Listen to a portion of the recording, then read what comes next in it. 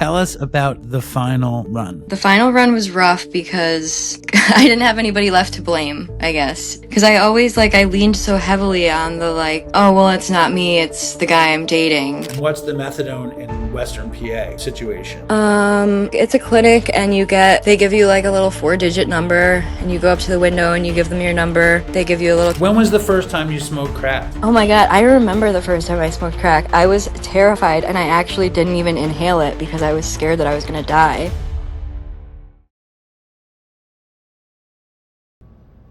All right, so there's a young woman named Jessie who has been... How long have you been listening to the show, Jessie? Since 2018-ish, I think, or yeah. I was working in hotels, housekeeping, and I would put my headphones in and listen to Dopey. How did you stumble upon it? I think I typed drug addiction into the Apple podcast thing, and then it just came up. And did you start listening before or after Chris died?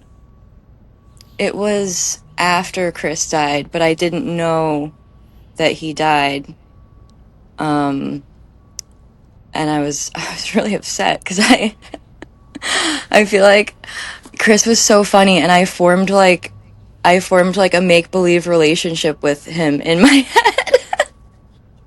You're definitely not the only person to have done that. So hold yourself in good company, because I think that's what happens with this thing, especially with Chris.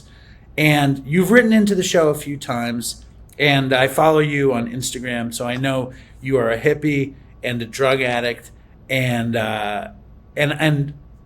you always sent in good stories. So I was like, why don't you send in a story? And then I was like, fuck it, why don't you just come on and we'll talk about what happened, the story, Yeah. The bigger story.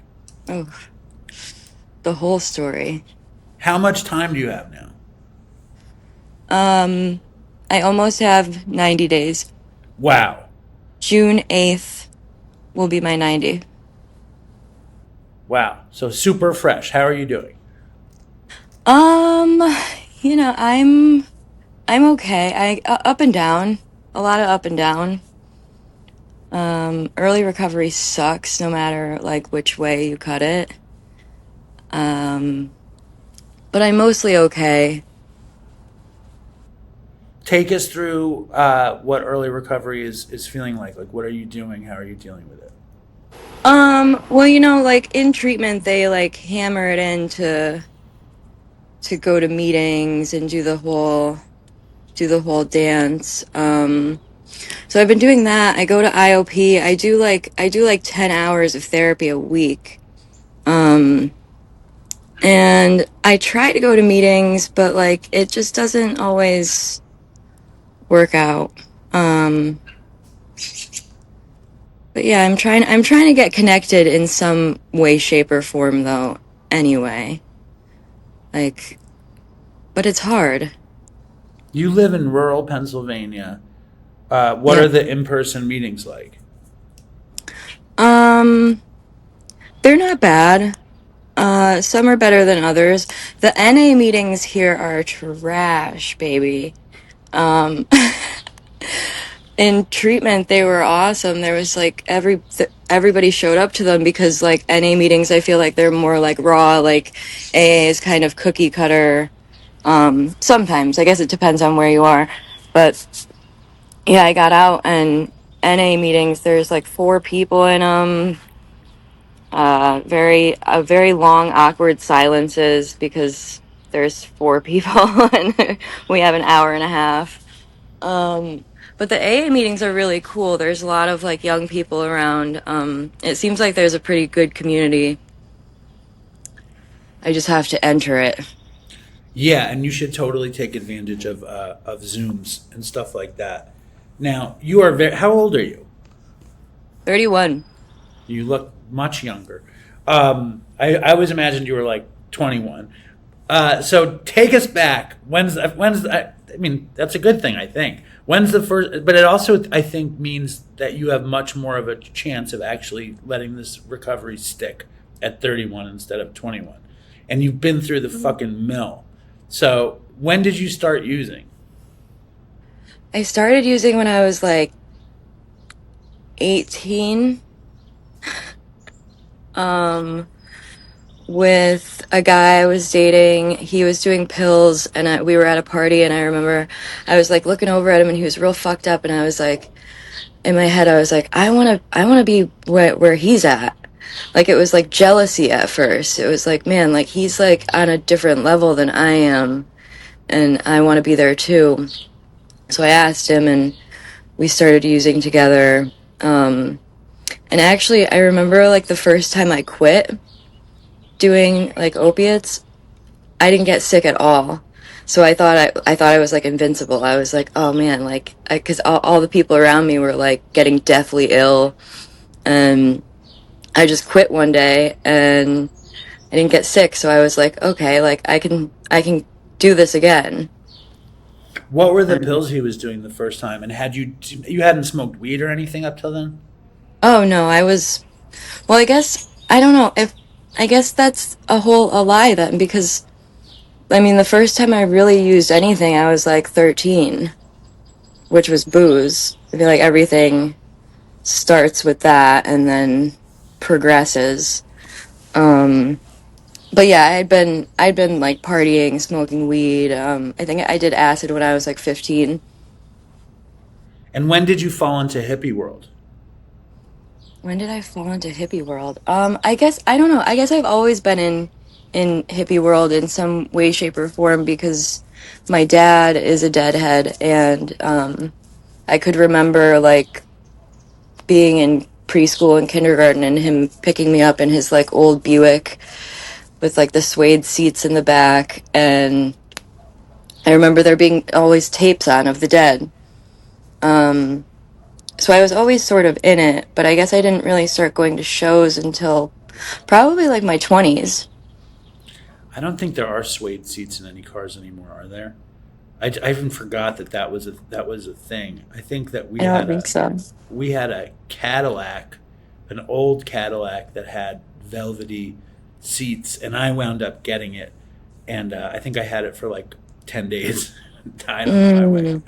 And then the ceiling was also like velvety, and it was always like bowing out, and I would play with it when I was a kid. Yeah, I think car companies wised up to not using velvet or suede for interiors. So you kind of grew up as a hippie. You drank for the first time at 13. It's interesting, though, like how people will rebel against stuff they grew up in, but somehow you embraced it. Did you ever look at that, or did you ever think about that? Um, Not really. No. Yeah, I always guess I thought it was kind of cool. My dad, I remember growing up, like I would be listening to like Eminem and like whatever really my sister was listening to, I would be listening to. And my dad would walk by and hear it, and he would just say, one day you're gonna like good music. He was like, it's gonna happen like one day. And then one day it did. So your dad was not a fan of Eminem. Is your dad still alive? Yeah. Yep. Did he ever come around on Eminem? No, he doesn't do rap music, but he'll always say, like, if you're talking about rap, he'll say Frank Zappa was like the first real rapper. That's interesting. I wonder if that's true. I feel like I don't think so. I don't think that's true. No. But old hippies have weird ideas about stuff like that. So Oh yeah. you probably drank. You're saying you drank when you were 13. When was the first time you smoked bud? Oh, probably around the same age, probably like 13, 14. I remember the first time I smoked weed. It was up at Sherwood Park in the woods, standing in a circle with all these people, and I came home and I ate ice cream straight out of the tub, and then I passed out. It was Wait, a lovely experience. you ate ice cream out of like the tub of ice cream, not like you Yeah, didn't have a bathtub yeah, full of ice cream and you ate the no, ice cream. No. it was not a bathtub, no. Okay. And so you were like, all right, I'm a fucking hippie. I smoke pot. I drink a bit. I'm getting into it. Did you do any psychedelics at that point? The psychedelics was that then when I was, so it was like 13, 14, 15. Then I did acid, and I remember that experience too. I was, my best friend was babysitting that night, and I was bored at my house, and this park, Sherwood Park, it used to be like the spot where you would just go, like you didn't have to call anybody, you would just walk there and all your friends were already there. So I called her on my flip phone and I was like, I'm gonna walk up to Sherwood Park and see if anybody's there. Everybody was there. I left my house to get a Gatorade, and and everybody was there, and so I walked up to them and they were like, Jess, we're doing acid today. And I was like, okay. I was like, I don't have anything to do. So we all tripped out, and it was just such a good time. I mean, we walked all around town, and then we went back to my friend's house where we would hang out in his basement. And it was just, that was like one of the best nights of my life. And I was 15. It's crazy that I could remember that. What else do you remember from that night? At the park, somebody said somebody was making like a full court shot, and somebody said, if he makes this shot, then my name is George Jefferson. And he made the shot, and then everybody was like, oh, your name's George Jefferson. I remember my friend Shane looked like a crab all night because of the way that his pupils looked. I remember we were playing with like a miniature skateboard in the basement, and then my other friend came down. I think he was like the guy that had provided the acid for us. He came, and like we were all like 15, 16 years old, but he was a little bit older than us.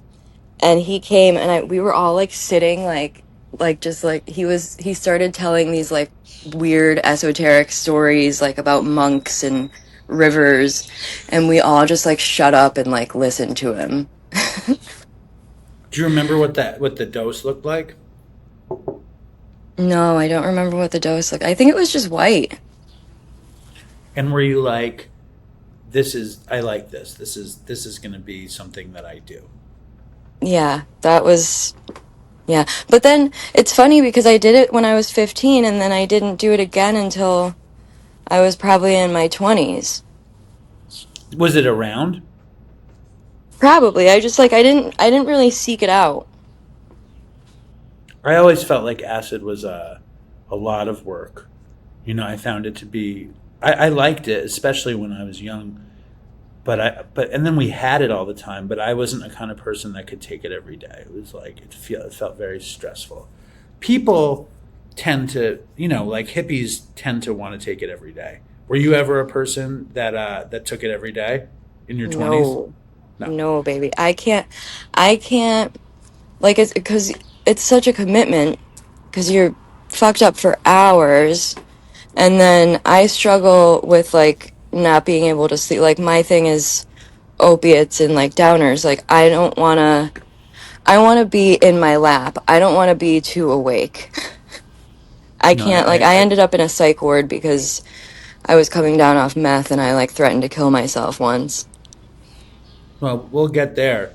Let's get back to 18. Your boyfriend is taking some kind of pills, and you see him kind of checked out, and you're like, oh, I'd like to feel checked out too. Yeah, so we started doing dope, old the old wax bags. Um and then How quickly did you go to do heroin? it was pretty quickly. It was pretty quick. He had been doing like perks, and I think his habit was like his tolerance was probably super high, and I was too young to like even understand, I feel, what, like, I mean, I was old enough, but like still, like I was still in like party mode. um and yeah, it was pretty quick. It was, because I always say that I skipped like the whole pill thing. Like I never really did oxys, the real oxys everybody pines over. No, I never did them either. But I went yeah. straight. I didn't even do perks before I did heroin. I did heroin, and then I wound up with Percocets here and there. But one question people always ask me, and I'm going to ask you just for the hell of it, is like, you knew heroin wasn't the thing to do. So what made you think that you should do it when you're 18, 19? I have no idea. I honestly, there's no like good answer for that question. I feel like, I don't know. I guess I just didn't care. It's probably because a lot of my shit, like my mental shit, is like I'm very aware of what I'm doing all the time, but I do it anyway. And I guess that's something I have to work on. Well, I think at 18, being young can be an answer, and like it feels good. And I mean, I know for me, I was probably in my early 20s, and I was like, I like how it makes me feel. I was scared of getting a habit. Were you scared of getting a habit at first? And when was the first time that you No, kicked and you're like, I'm not sick and I'm a superhero? no. I I was not scared at all. I don't think I even thought about the fact that it was habit forming. I was not in the slightest bit worried. I think I stopped when I broke up with that guy. Um, and I came back to like my parents' house. And I remember actually before I had the Instagram I have now, I had one before that I like couldn't get into somehow and I had to make a new one. And I took this picture in my living room on my recliner of myself winking with this like orange t-shirt on. And that was the last time I ever got high, like that time. And I remember I'd always go back to that picture and I would like look at my pupils in it and be like, man, I was so fucked up. But that was the time I didn't get sick. So, what do you mean that was the last time you got high like that? Explain that some more. Like I remember I did a couple bags at my parents' house and I sat on the recliner, I took a selfie, I posted it to Instagram, and then I didn't use for I don't know how long I didn't use for. It was always like my story kind of historically goes like I'm heavily influenced by the people I date. So you break up with that dude, and what do you do then? And why are you Um, wandering around? Sit down, relax. You're making me I very nervous. You're making I'm me very, pacing. making me very nervous. There's actually like there was a bumblebee that was following me for a while there, so I was trying to get him to go away. I thought bumblebees don't sting. I don't know if it was a bumble. It was a something. Some sort of stinging insect. Yes. So I broke up with that guy, um, and I ended up finding a new, worse guy, who was like fresh out of jail, on parole, like trying to change his life, but not really at all. Where did you find him? I was introduced to him through a friend, um, and I don't know why. I don't know why I got set up with him or got introduced to him. I guess character development, but he was awful, and I was still young, and he started like doing dabs, like weed dabs, and I didn't think anything of it. And then like a few days later, he was on heroin, and I was like, whoa, like I didn't actually know that it could happen that way. Like, because I never really had issues like smoking weed. Like, smoking weed never, like, I never smoked weed and then was like, oh, I could really go for some heroin. Like, I just I don't understand that. But The he, dabs are very, very powerful, though. I was just talking to somebody that I work with about it. There's a kid that now he's not a kid, but there's a kid at our job that would smoke dabs with the crazy torch and the big rig setup. And I think I wasn't on heroin at the time, and I hit the dab, and I was like, oh, it hit me so hard. It reminded me of heroin. It reminded me like a mix of acid and heroin. It hit me so hard because I never smoked dabs like that. yeah, yeah, no, sometimes. I can't take dabs because I'll have an anxiety attack. Yeah, they're very potent. So, but you're saying this guy who was on parole, you don't think he had done heroin up to that point, or Oh no, had? he absolutely had.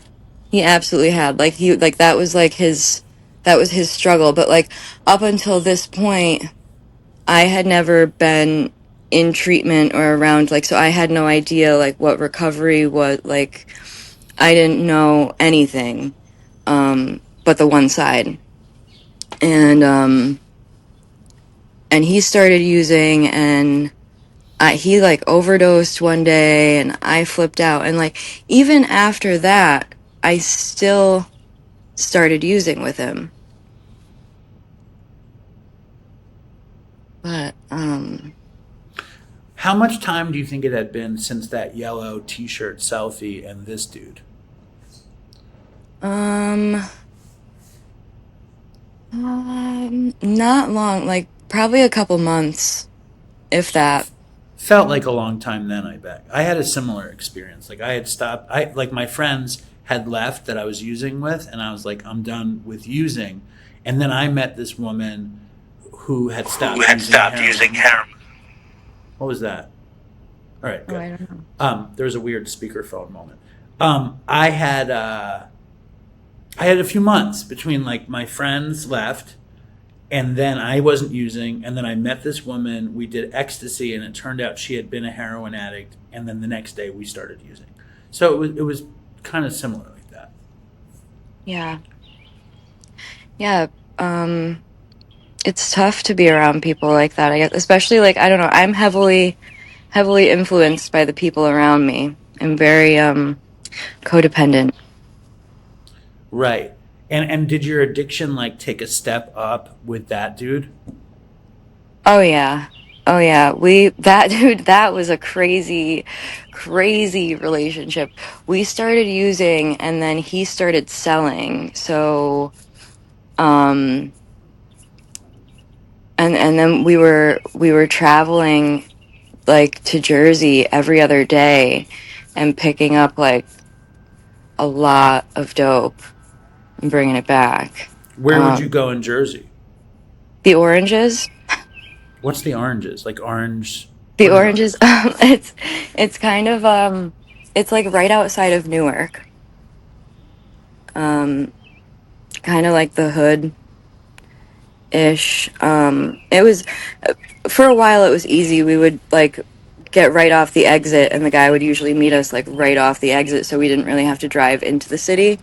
But some other times he would not pick up the phone and we would have to wait for 2, 3, 4 hours. Um, and that was never fun because I I'm I'm always in the world of like drugs and shit, but when I'm in it, I'm a nervous wreck. I am a nervous wreck all the time. Like if I have to sit in a car and wait, like I'm having a full blown panic attack because I'm so afraid that like the cops are gonna arrest me every time. I have no chill. I think that's a healthy fear. Like to go to the oranges and and your boyfriend is buying. How much dope would he buy at a time? So do you know what a sleeve is? I think so, but explain anyway. A sleeve is 10 bricks. And what's a brick? I think there's 50 bags in a brick. There's 10 bags in a bundle, 5 bundles in a brick, and 10 bricks in a sleeve. Yep. And So five. he was buying how many sleeves at a time? Just one. Right. Sometimes two. He's on parole. How old was he? Oh, I don't know. He was a little bit older than me. He was probably like 25, 26, maybe. And I was maybe 20. I was probably like 22. And he was maybe 25 or 26. I think it's very, very natural to be terribly afraid in a situation like that. Yeah, but it's not like cool. Wow. Buying sleeves in the oranges in New Jersey, some people will find that to be very cool, and other people will say that's not cool. And whatever. I understand. I would be very, very afraid in that moment too. So give us a painting of your life and how your habit changes with sleeve buying Fallon guy. So, sleeve buying felon guy, I love that identifier. Sleeve buying felon guy, I mean, we just got out of control because he was selling it and it was so readily available all the time that, like, I could just go into wherever the stash was and break out a couple bags for myself and do them. Like, it was kind of like I was never sick. But then something happened where we would also smoke spice. And it affected him and I very differently. Like, I would smoke it, I would be high for like maybe 15 minutes. It would be like a really intense high. And then I'd be stone cold sober. It was like very short lived. But he would smoke it and he would fucking pass out for like ever. Like, he would like almost like pass away, like fall out. Like, it was scary. And I would always be nervous every time he smoked. But his friends came over to pick up bags one day, and he smoked spice and he passed out just like right at the kitchen table. And I was sitting there like with his two friends, and I was like, oh, like in my head I was like, I'll get the bags for them and I'll be like, this is like my like shining good like girl. And like, this is so deranged, but like I was like, I'm gonna be like a good girlfriend and I'm gonna get the bags, and then he's gonna be so proud of me because I made us $70 or whatever. And on like his sale anyway, but whatever. And his friends were like, "Oh, I know where he keeps it. Like, don't worry about it." And they grabbed it and they took all of it. Um, and so then, and I didn't know that they took it. So then when he woke up and all the dope was gone, he immediately was like, looked at me and was like, "You fucking bitch, you did it all." And I was like, dude, I was like, if I did all that dope, I would be dead. I would be blue on the floor. Like, there's no way. It was like, we didn't get, they weren't like individually bagged that time. He just got like, I think he got Hold like on. grams. Hold on. I lost you for some reason. Here, talk. Hello? I don't hear anything. There Hello? we go. Okay. Hello? Now you sold the dope, Mm-hmm. and he thought you did it. What? Explain that again. He thought, so yeah, so his friends came over, wanted to buy shit. He passed out on spice, and so I grabbed it. But they grabbed it. They were like, we know where he keeps it. We'll just grab it. And I was like, okay. And they took all of it. So And they robbed him, yeah, yeah. And they and were, yeah, you were trying to be the good girlfriend and make him a little bit of money. Meanwhile, they get over completely, rob him. yes. How much did they take? It was probably a couple grams. It was like, we didn't get individually bagged bags that time because the bricks would be individually bagged, but we got like, it was like a bag of powder. And they took all of it. And I, I remember he slapped me across the face and then didn't remember it. Woke up in the morning and like my face was swollen and he was like, "Oh my God, what happened?" And I was like, "What happened? Like the fuck?" So then after that day, like I feel like the gravy train for me was like over because then he didn't trust me anymore. So every time we picked up, like he would like dole out bags for me. Like I was like a caged fucking animal. Like I was like, I was getting like rations of heroin. Did he ever like find out who robbed him? Whatever happened with that? No, I know who they are. I still know who they are. You didn't And I tell him. mean, no, he knew who, like he was awake when they showed up and then he passed out like halfway through. They were like our friends, also deadhead hippies. I'm interested in that in the first place. How deep of a junkie contingency is there in deadhead hippie land in rural Pennsylvania or in anywhere? Um, I feel like I feel like there are like I feel like there's actually a lot of people who struggle who like that music. Um, I met a lot of actually, yeah, a lot of people this year. And a lot of my friends, yeah. There's a lot of us who who struggle in that world, I guess. Totally. It's just it's funny, like when people talk about stigmas and stuff, there's definitely a stigma around heroin use in the dead world. Well, yeah, and I feel like, I don't know. I mean, for me at least, I don't know if other deadheads do this, but like I justified it because Jerry did it. Like I was like, "Oh, it's okay because he did it too." And it's like, "No, it's not." Like I was he's interested in it. dead. He's dead and he's dead like he died so young, like probably because of it. Totally. I was very interested in it the same way. But I want to get back to this world of yours. So he trusts you until that day. What did he do about the kids that stole from him? Did he do anything? Did they Oh come no, back? he didn't do anything. He didn't do anything because he didn't believe that they stole from. He believed that I stole from him. I don't know if he ever like gave up that like belief. That's ridiculous. And how bad did your habit get with him? How long were you with him for? I was with him for I don't know if it was a full year. We ended up getting arrested together um in Scranton at the Glider Diner, where my first mugshot came from.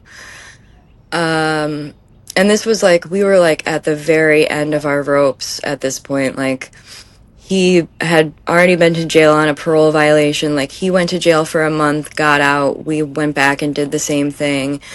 Then we lost our connect in Jersey, and he was trying to like get other connects, but like failing. And everybody around us was getting arrested. It was everything was like falling apart. And we picked up like 100 some bags in the Poconos.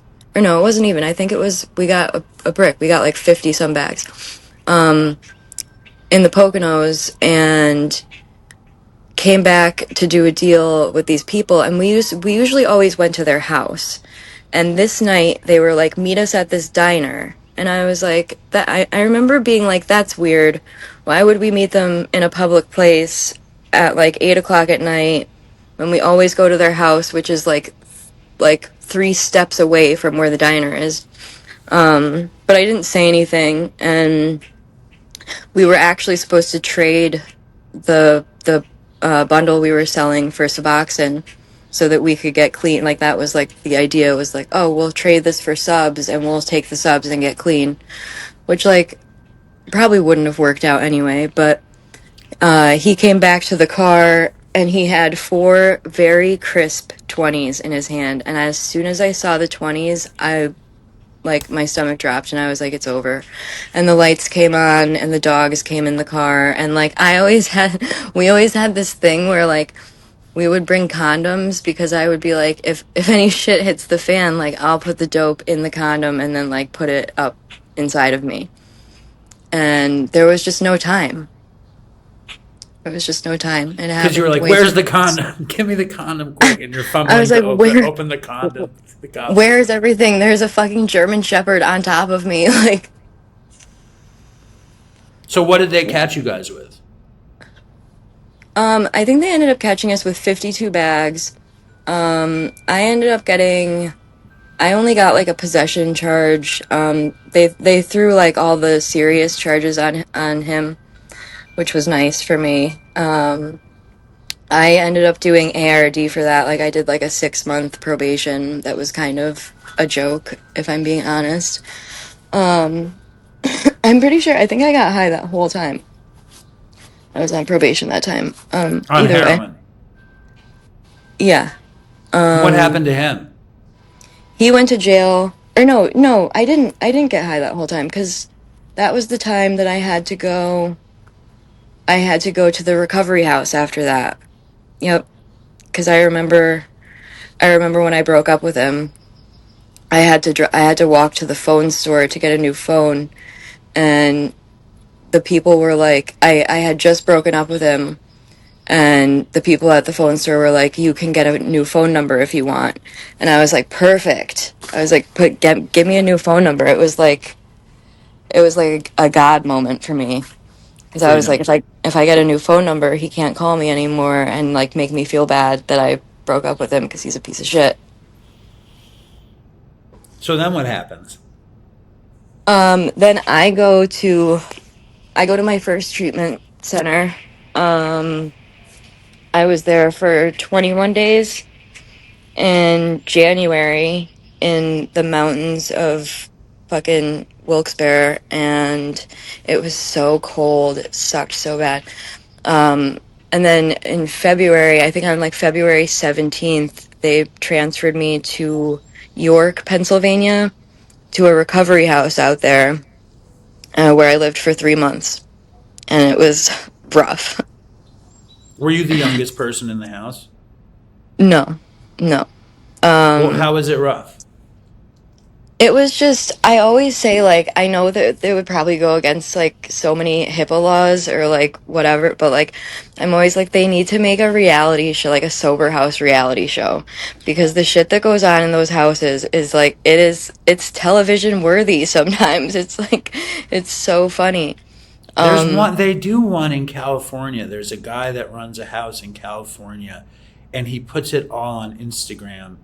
It's called Graceland, and I tried to get him to come on the show, and I don't know, something went wrong with it.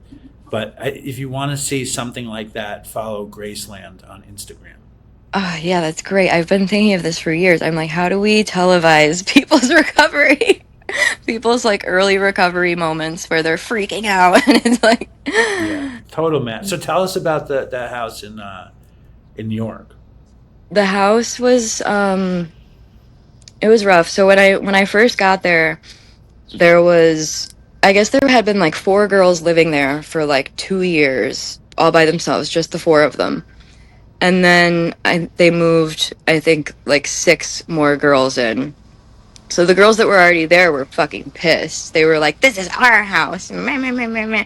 And we literally had to have like a fucking family meeting over it where like the housing directors had to be like, "You girls need to be nice to the other girls." And um but it was a recovery house, so like the stipulation of living at the house was you had to do a 90 and 90, you had to get a sponsor, and you had to get a home group, and you had to do the steps. Like it was like not negotiable. You were kicked out of the house if you didn't do those things. And so it was rough. And Were you into it, or were you like, "Fuck this"? Like, how did you react to like the rules and then also 12-step shit?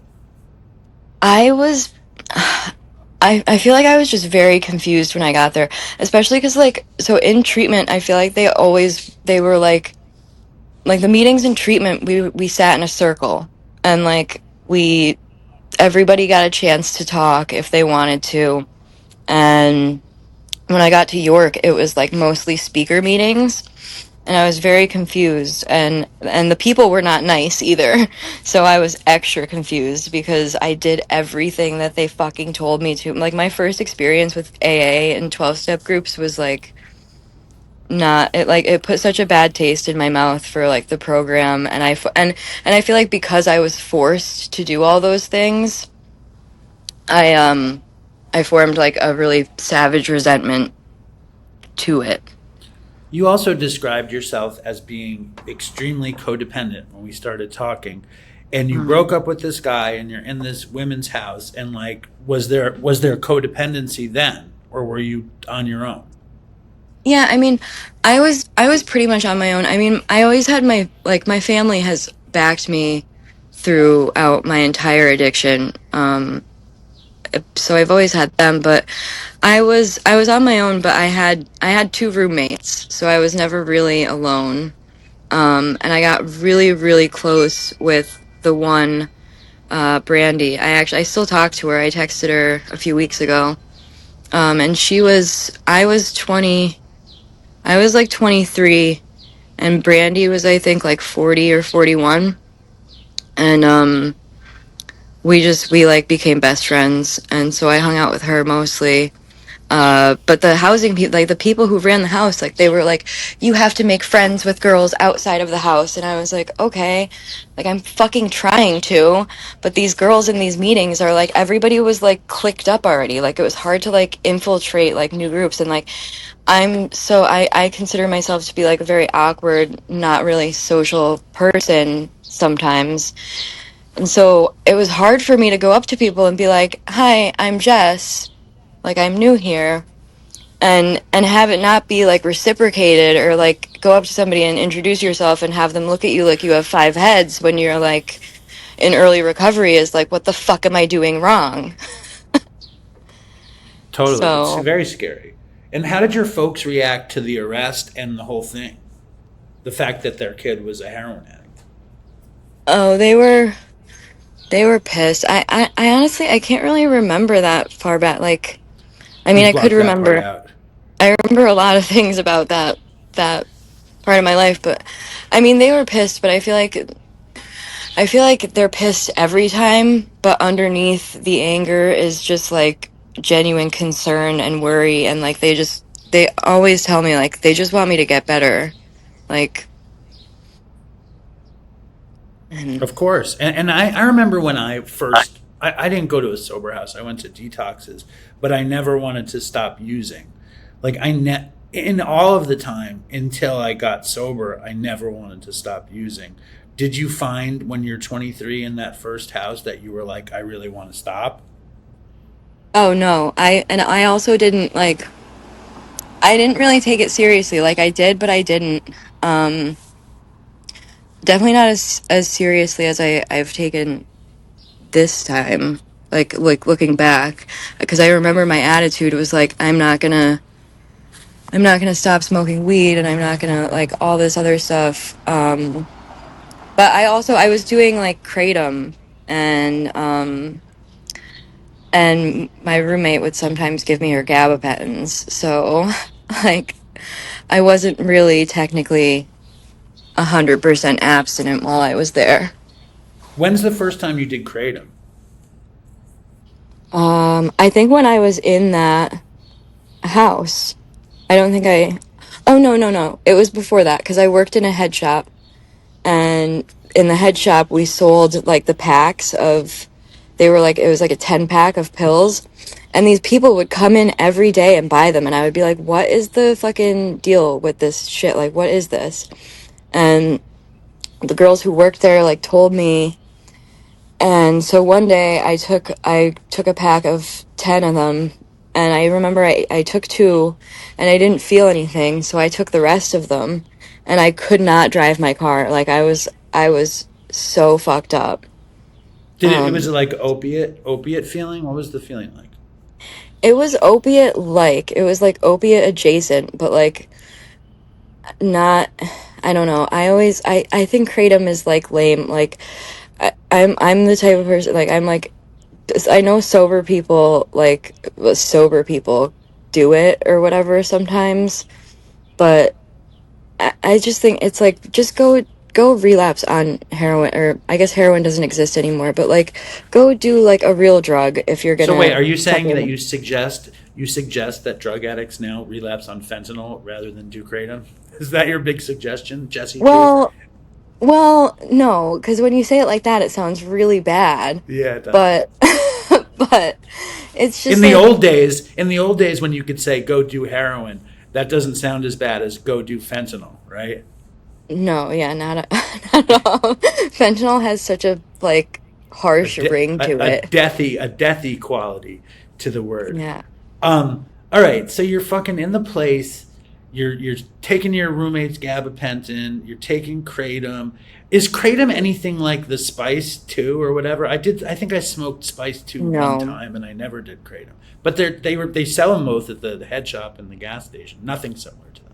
Spice is like spice makes you like trip out, and like I don't know, spice is like a whole different animal. I feel like kratom is, yeah, it's just like an opiate, but it's like a lesser, I guess it's like the lesser evil opiate, but like you're still gonna get hooked on it. And then my thing with it, with me saying like that you should just get addicted to fentanyl or instead of Yes, kratom is like that's probably if going to you're be the title of the episode. if you're Just so gonna you know. if you're gonna go through withdrawal like on both of them, I don't know, I would rather, I don't know, it none of it sounds good. It's just I understand your meaning. Your Just meaning be is, a man. yeah, don't be a pussy and get addicted to fentanyl instead of kratom. But you don't really mean it. You're No. only not. You don't even have 90 days yet. I'm gonna let this pass. I'm gonna let this one pass. So what? How long did you stay in that spot? 3 months. And they made me get a sponsor and everything. So I got a sponsor. I literally did every 12 step. I did all the steps. I did the fourth step, and like I didn't understand. Like I was like, why is everybody so scared to write down their fourth step? Like that was like a huge thing, like in the rooms. Like, oh, I relapsed right before I wrote my fourth step because I was scared. Bro, what? I don't understand that. Why are people scared to write? I mean, I have a yeah, theory about this. Do you want to hear my theory? yeah. My theory is that there's different kinds of people out there. There's people that just yap about everything they ever did with whoever they come across, which sounds like it's like you or me. And then there are people that don't tell anybody anything. And the people that don't tell anybody anything really struggle with telling anybody anything. So and then it also becomes this huge like myth, like that once you do your fourth and fifth step, you're going to be completely changed. You're going to have this weight off your shoulders. I didn't have that experience either, because I would tell everybody basically everything I've done whenever I could tell them. So I had a similar experience that you had. So you're young, when you get out of there, how long did it take before you relapsed? So I got out, and what did I do when I got out? Oh, I was on house arrest when I got out. So I was on house arrest, and I was like walking to meetings. I think so. Then I had charges to deal with. Then I get so confused about the like trajectory of my life, because I think that no, that was this time. Because then I got arrested again when I was 20. I don't know. I got arrested in a blackout. I fought the cops. And I had like pretty serious charges for that. I was on probation for like 2 years. But this is where I get confused in my life on like when I Because the exact same relapsed. thing happened twice, and you're trying to remember which one. Yeah. I think that's a common thing for opiate addicts also. Oh, no. So I was on probation, and I was doing really well for a while. I was working 2 jobs. I worked at a coffee shop. I was like baking in the back, and then I worked at a Japanese restaurant. And I was doing really well. I worked with this guy, and I would always ask him if he needed a roommate, and then finally he was like, "Yes, I need a roommate." I moved into his house, and at the time, like, I was on probation, so I was scared to go into bars or like anything like that. Like, but all my friends, I think I was like 24 or 25. All my friends were like going out to bars and partying, and I basically had to like threaten suicide one night to get them to hang out with me. I was like, yo, like, I'm all alone here, like, at my house. I don't do anything, like, I don't go out. I was like, you guys can come here. Like, I said, like, I don't care if you guys drink here.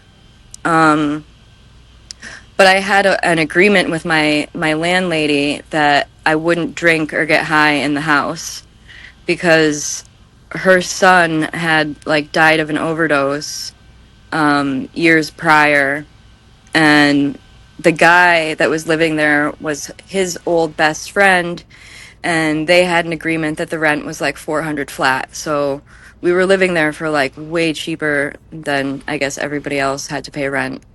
Like everything was included. It was a whole house. It was fucking amazing. And I kind of destroyed the whole thing because I was lonely, and I let all my friends like influence me again, I guess. I don't know. Well, Um, you weren't enjoying 12-step recovery. You were not enjoying sobriety, and your friends were getting high and drinking, and you were like, I want to be with my friends, but so that's oh not. yeah, I gave the whole thing up pretty much, and like I came home when I first came home, I remember I was kind of like, I wasn't gung-ho about going to meetings, but I think the court, when I got sentenced, they like required me to do another 90 and 90. And I was like, Jesus fucking Christ, I'm never gonna, like, I'm never gonna not have to go to a meeting. So I started going again, and I started going with my friend, and I told him that I like still, because I was still doing kratom, and I would still like eat acid on the weekends sometimes. And I told my friend that, and he was like, you have to get your desire chip. And I was like, I'm not gonna fucking get my desire chip because I take acid sometimes. Wait, what's a dude. desire chip? You don't know what a desire chip is? I've never heard of a desire chip. How? I don't know.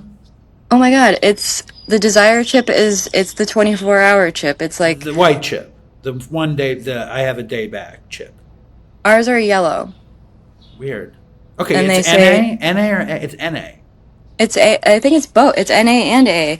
They say it says desire on one side of it, and on the other side it says 24. It's for anybody who has 24 hours or a desire to stop using. I always thought that was a white chip. Anyway, so he says you have to get the desire chip, and you're like, fuck that. And in that period, are you going to shows and stuff? Like how? Oh yeah. And how are you getting by in there? I think I was still trying to be like half in, half out, I guess. I can't remember. Well, I was on house arrest for about a month, and then I was going to meetings and stuff. I can't really remember if I went to a whole lot of shows. I definitely was still going to shows. I wasn't drinking though. I know that. Because that's like drinking is where everything starts to go wrong for me usually. What happens if you're drinking? I just get really angry usually. Like, I guess it depends, but like, yeah, most of the time I just get really angry. I want to fight everybody around me. Like when I started drinking when I was like 13, 14 years old, one of the very first I guess I wasn't blackout drunk because I remember it, but me and my friends, we used to drink like just straight liquor in his basement, and I came home one night and I spit in my mom's face and I called her a cunt. Wow. And I was like 13 years old, and I got grounded. Nobody wants that from their 13-year-old daughter. No, certainly not.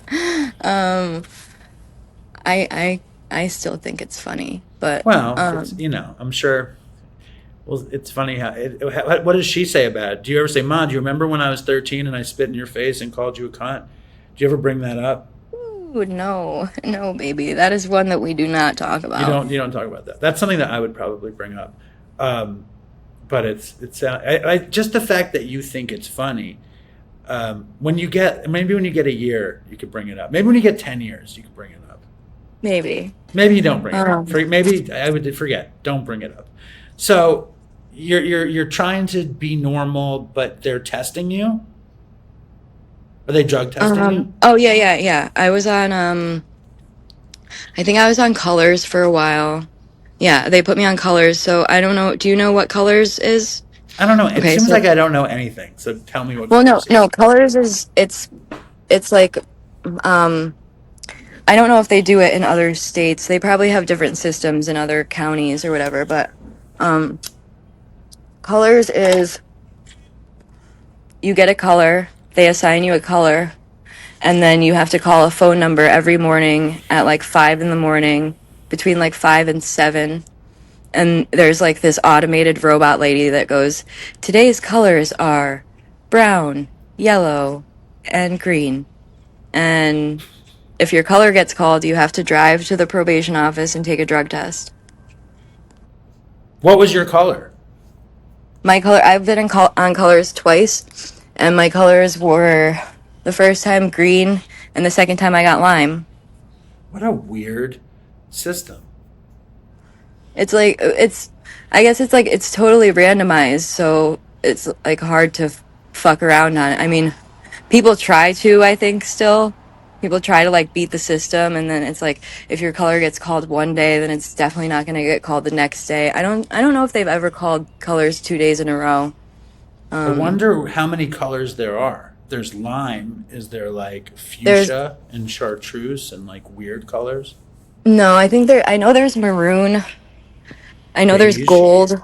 There's gold. You don't want to be beige. What's like the really least cool color to be? Gray. I don't know. I always hear that people have a hard time when they get red. That's interesting.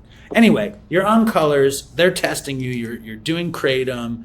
You're taking acid on the weekends because that never comes up on any tests. And is it another guy that shows up that forces you back into relapse, or is it like what happens? Yes and no. So this relapse was, I guess, interesting. Um, so I'm living in that house. I'm like begging my friends to hang out with me, and they finally started coming around. And but all in between this time too, I moved into this house in January. And around March, my roommate relapses, and it does not faze me at all. He relapses on pills. I literally watched him like sell all his shit. Like I watched him pay this dealer in change that like came to the house the one day. Didn't faze me at all. He ended up going to treatment. Like his mom had to come down and like get the key to the apartment and stuff, and then he ended up moving out.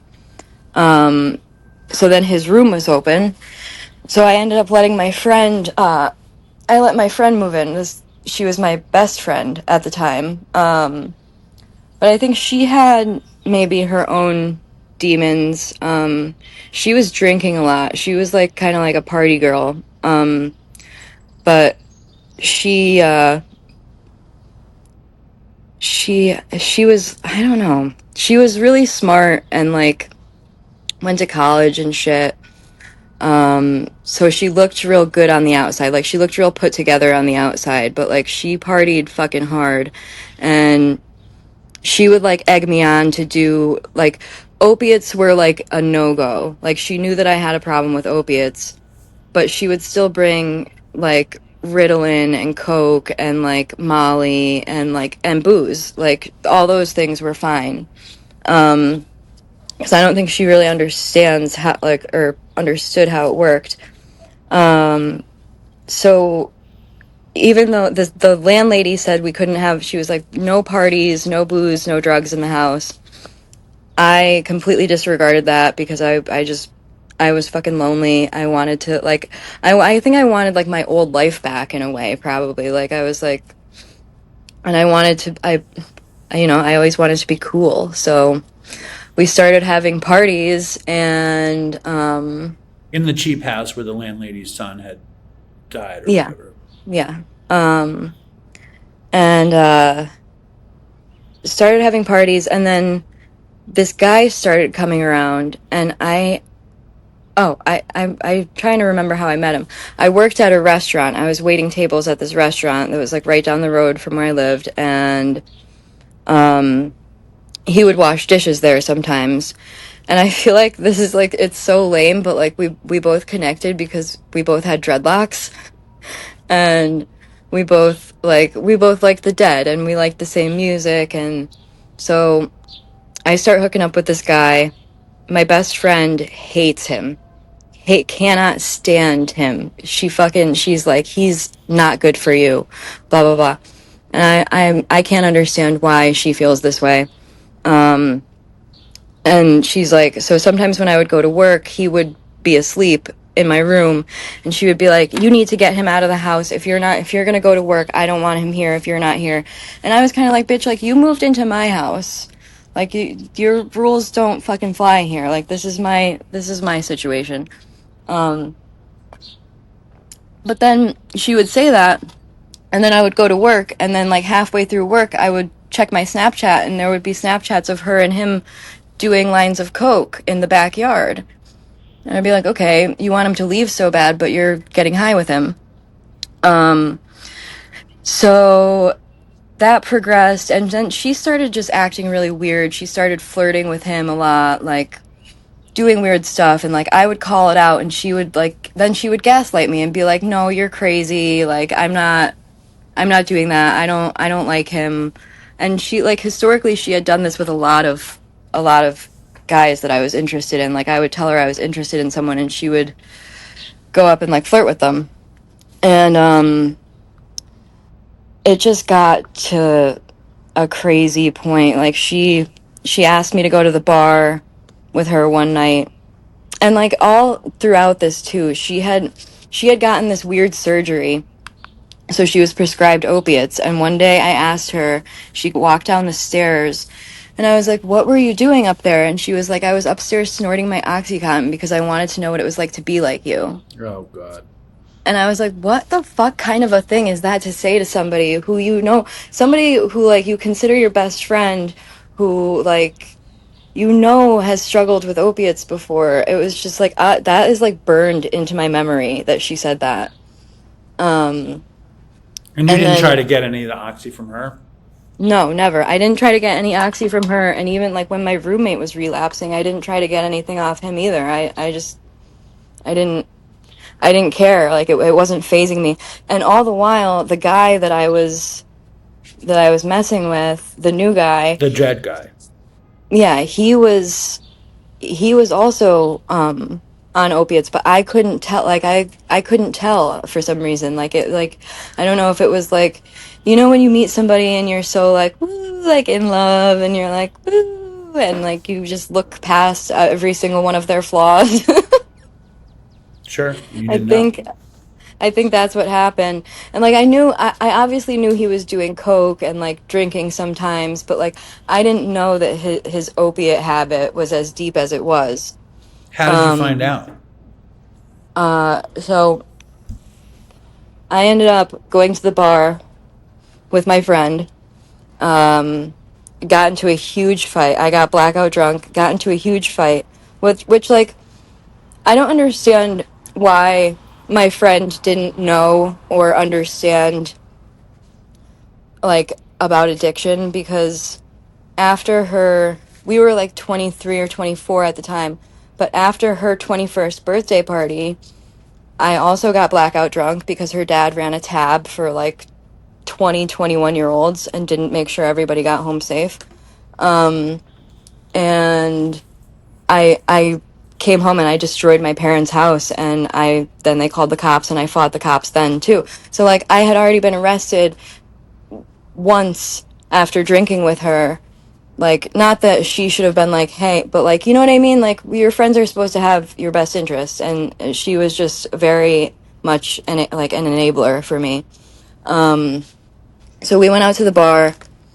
I got blackout drunk. I got into a huge fight with her. I have no idea, still to this day, what was said or what happened, but she moved out the very next day, and me and the guy, we had planned to go to San Francisco for Dead and Company for New Year's. It was 2019. And like we met and like we fell in love, whatever. We were like, all right, let's go. Let's like travel across the country. Cause I had all this money saved up, and I was like, I want to fucking travel. I want to go do things. And You weren't on heroin or oxys or anything. You were working and saving money no, and using in a sort of not totally life crippling way at the time.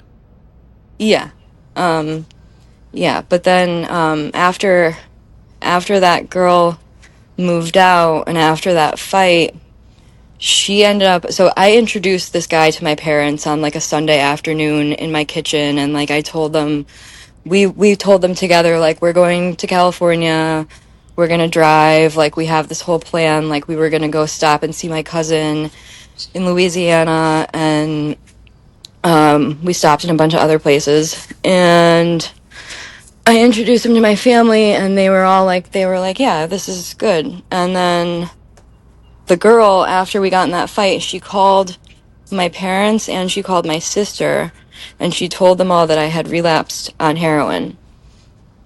And Blatantly lying. yeah, and I hadn't relapsed yet, but because they all believed her, I was like, fuck it. I was like, everybody thinks I'm a junkie anyway, so why not just like relapse? And I like looking back on it, I think about that a lot, and I'm like, I should have just like drove to CVS or something and like bought a drug test and took it and like gave it to them and been like, no, like she's a fucking liar. But I was so like, I don't know. I guess it was just an easy excuse. Yeah, But I expected you and the guy to start driving, and then you found out he had a habit, and then you started using. no, no, I started using in that house. Because after that, like, my family wouldn't talk to me. I was in the house with the guy, and like then his dealer was there, and I was like, I know you guys have bags. Like I was like, just give me a fucking bag. Like I was like, because he didn't want me to at first. Like he was like, no, like this is a bad idea. And I was like, Your just boyfriend fucking or the dealer? my boyfriend, yeah. Right. And I basically forced him to. I was like, no. I was like, I'm fucking doing this.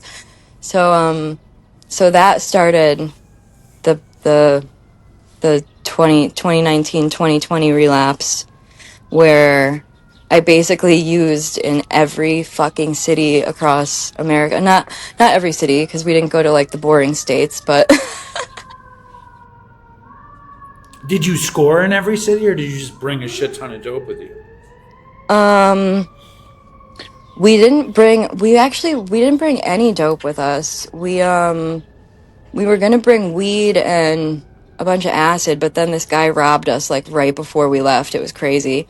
Um, we didn't bring any dope with us. We stopped at the guy I was dating. We stopped at his grandmother's house, and that was our very first stop. And he found this old box that had like all these fentanyl patches in it, and we were like, yes. Took all the old fentanyl patches down to North Carolina. I don't remember picking up in North Carolina though. I don't remember. How did you deal with the fentanyl patches? I think we like cut them up and like put them in our lips, I think. I think he tried to shoot them because he always shot shit, but I never did. Um so yeah, we did that. We See, went to I never saw a fentanyl patch. I can't even imagine how excited it must be to stop at how exciting it must be to stop at the grandparents and find a box of fentanyl patches. He had to have known that it was there. It was so exciting, and we lived off of those patches, I think, until like Louisiana-ish. I don't think my habit wasn't like that bad when we first left though, because like I You're had like just gumming, you're like cheeking fentanyl patches. yeah. And did you get On the really road. high from it? Not really, not as high as I expected to. I think I don't know if they were expired. They were really old, but they did something. Did Maybe you they didn't do score? anything. Did you score in Louisiana? I'm sure they did something. So what happens in Louisiana? No, Louisiana, I went down there to see my cousin. And originally, like, we left in like we left PA in like the middle of November or the end of November. Yeah, because it wouldn't have taken us 2 weeks to get to Louisiana. But we stopped in North Carolina too. We had to get a new windshield. We drove to North Carolina with a hole in the windshield. Because somebody threw a brick at our car outside my house in PA. Why did they throw? I don't know why I'm asking this question, but why did they throw a brick at the windshield? I think they were trying to. I think they knew that my guy was inside, and I think it was like his shit, like something, one of his enemies. Yes. I don't know. I didn't really have enemies, but so Louisiana. We get to Louisiana. It was my birthday, so it was December 17th. And I wanted to be somewhere warm on my birthday. I was like, I want to be like in California or like Nevada, like somewhere warm. And I guess Louisiana, it wasn't that cold, but it was still kind of cold. So, on my birthday, we took acid and went to an art museum. and then got steaks, and then at the end of the night, everybody kind of like used my birthday as an excuse to get Coke, and I just didn't give a fuck. Like Coke is like I could take it or leave it. I don't really care. But it took forever, and I remember being in this house with all these dogs. And at one point, like my cousin's friend's like dog had puppies, and it was such a small apartment, and there was all these dogs running around. I think I was on K too at some point in the night, and On ketamine or K2? ketamine. Yes. I forgot K2 was a thing. Yes. But yeah, Louisiana was very like PG, I guess. There wasn't a lot of like savage drug use there. So when does the real opiate relapse happen? I mean, I guess the fentanyl patches definitely counts. The fentanyl patches count. Then so we got to Vegas. And in Vegas we almost died because we got this dope that looked like brown sugar. It was beautiful. This was like I could see it in my mind's eye, which is fucking crazy. But it was so strong. It was so strong. How did you get in Vegas? What was the story? So we would usually Reddit is great for if you're looking for drugs in different cities. I feel like Reddit is like the place to go. How does that I work? I would do like a quick Google search, and like I would almost try to look up like news stories where like people got busted, and like look for like the street that like it happened Wow. on, or like I would do like serious research on like where we had to go and what we had to do. But most of the time it was just the homeless community. Like the homeless communities are great, and they're usually really nice people, and they're usually really helpful. So, I mean, sometimes they're too far gone, but So was it some homeless folks in Las Vegas that put you onto this mythical brown heroin? yeah, we spent 2 times in Vegas because we stopped on the way back too. But the first time it was like a quick, like we picked up, got a hotel room, and then we left in the morning. And then Colorado we got pretty bad too. Always 'Cause through there's homeless people? usually, yeah, usually, because I mean, like the bigger cities in America have like tent cities, like Massachusetts, like Boston on Mass Ave, Denver had like downtown Denver. There's just tent. I don't know if it's still like this because this was like 5 years ago, but I imagine it still is because I don't know where they would have gone. Um, San Francisco, yeah, like almost every major city has a homeless community that you can use. No, I get that. I get that. And then you wind up full addicted by the time you get to San Francisco to the show? Oh yeah, oh yeah. By that time, yeah, I'm deep in the throes. Um, yeah, Colorado got really bad. We started picking up a lot in Denver. We would stay in like Colorado Springs and drive to Denver to meet our drug dealer there. We ended up having an actual dealer in Denver that we could kind of rely on. And then yeah, we made it to the show. We ended up getting a sick parking spot in San Francisco where like it was free parking we stayed there for like a whole week and just lived in the car. Just like we spent so much time. This was like one of my most favorite things to do would be to like get a little bit of dope, get a little bit of crack, and then just walk through San Francisco. That was like my favorite. And just smoke it as you walked? Yeah, just like you just smoke, you duck behind a building real quick, take a hit, then keep walking, and you do that every couple of blocks, and then you end up so fucking far away from the car. And it's still new enough that you're not miserable and you're still traveling and you still have money. Yeah. Yeah, for the most part. Yeah, I guess. Yeah. You know what's really sad? I don't really remember the New Year's Eve show. I think that makes sense. Yeah. And the guy that I was dating, I'm not with him anymore, but he would always get so upset at that. He'd be like, I can't believe that you don't remember it. I'd be like, I don't remember anything, so I can totally. I feel okay about you forgetting that New Year's Eve show, considering that you were yeah. heroin and crack in the streets. So you obviously make it back to Pennsylvania intact. When's the first time you go without again?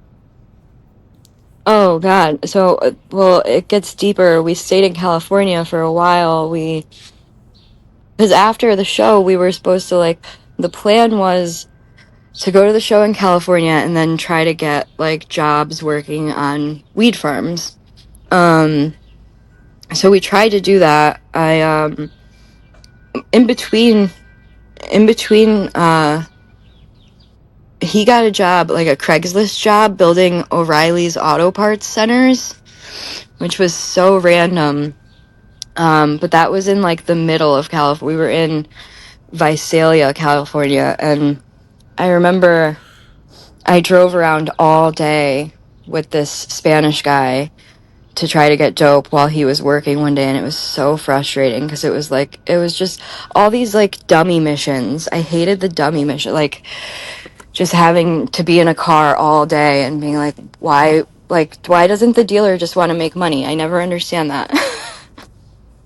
There's always something happening, though. I mean, they do always want to make money. There's always something happening that we don't know about. Yeah, yeah, that's true. Otherwise, they would be profiting. So, how long do you stay out there? So we stayed out there. We stayed out there till like June of 2020, and all the while, the coronavirus then happened.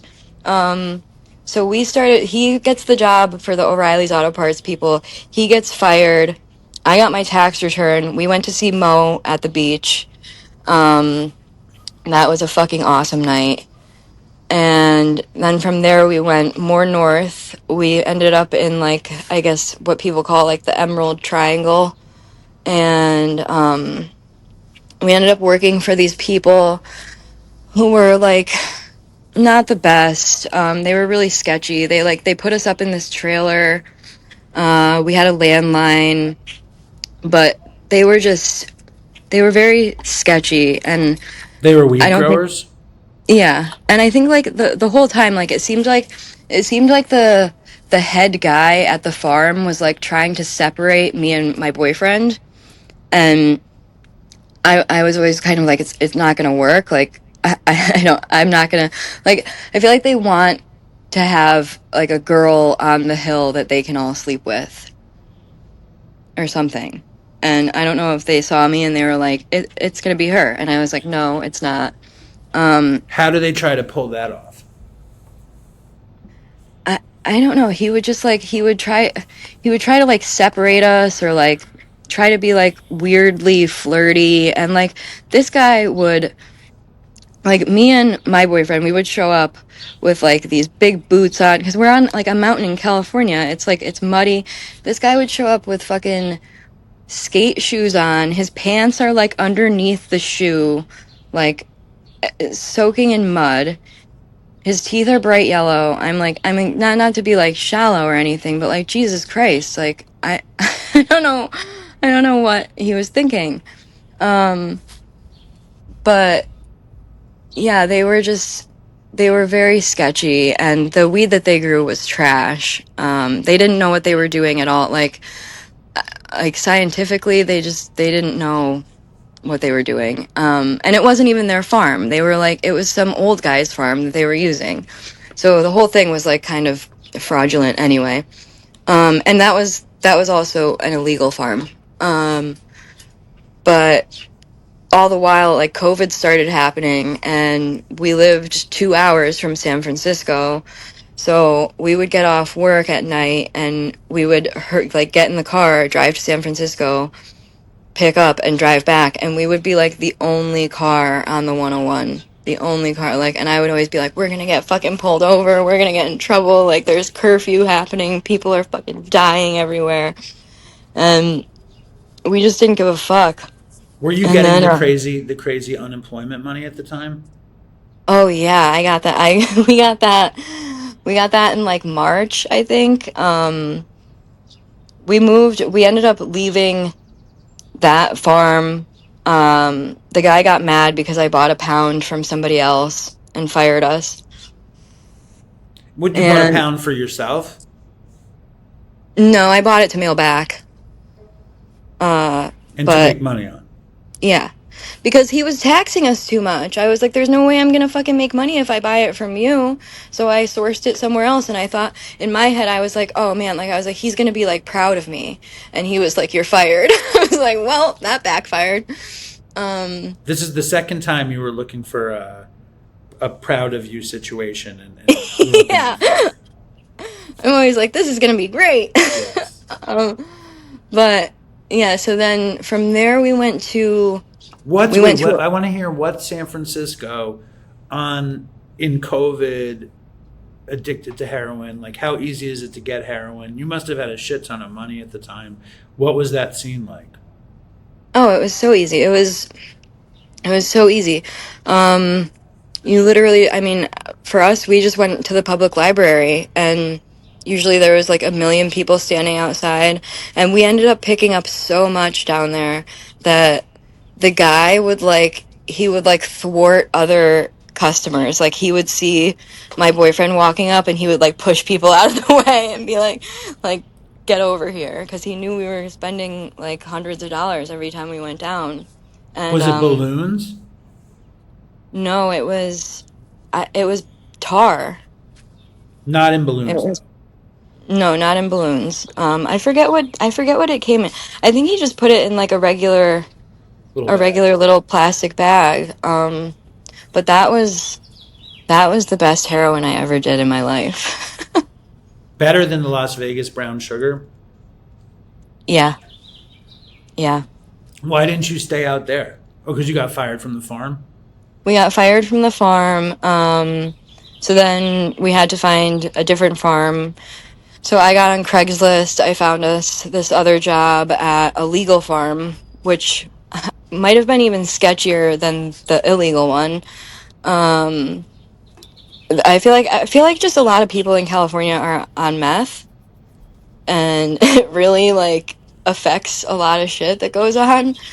Um, so the one guy who ran the legal farm was like a scumbag, and he would hire couples, and then he would like go and like sleep with the girl in like a big like shipping container that they had like on the property.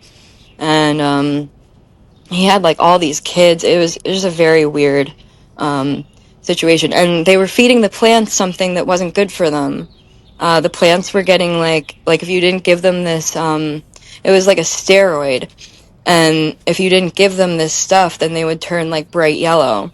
And the one guy who was working there, he like had his own farm previously, and he was like, I don't agree with this. And he had like, they were living on the house that was on the farm, and they were living there with their like 3-year-old son.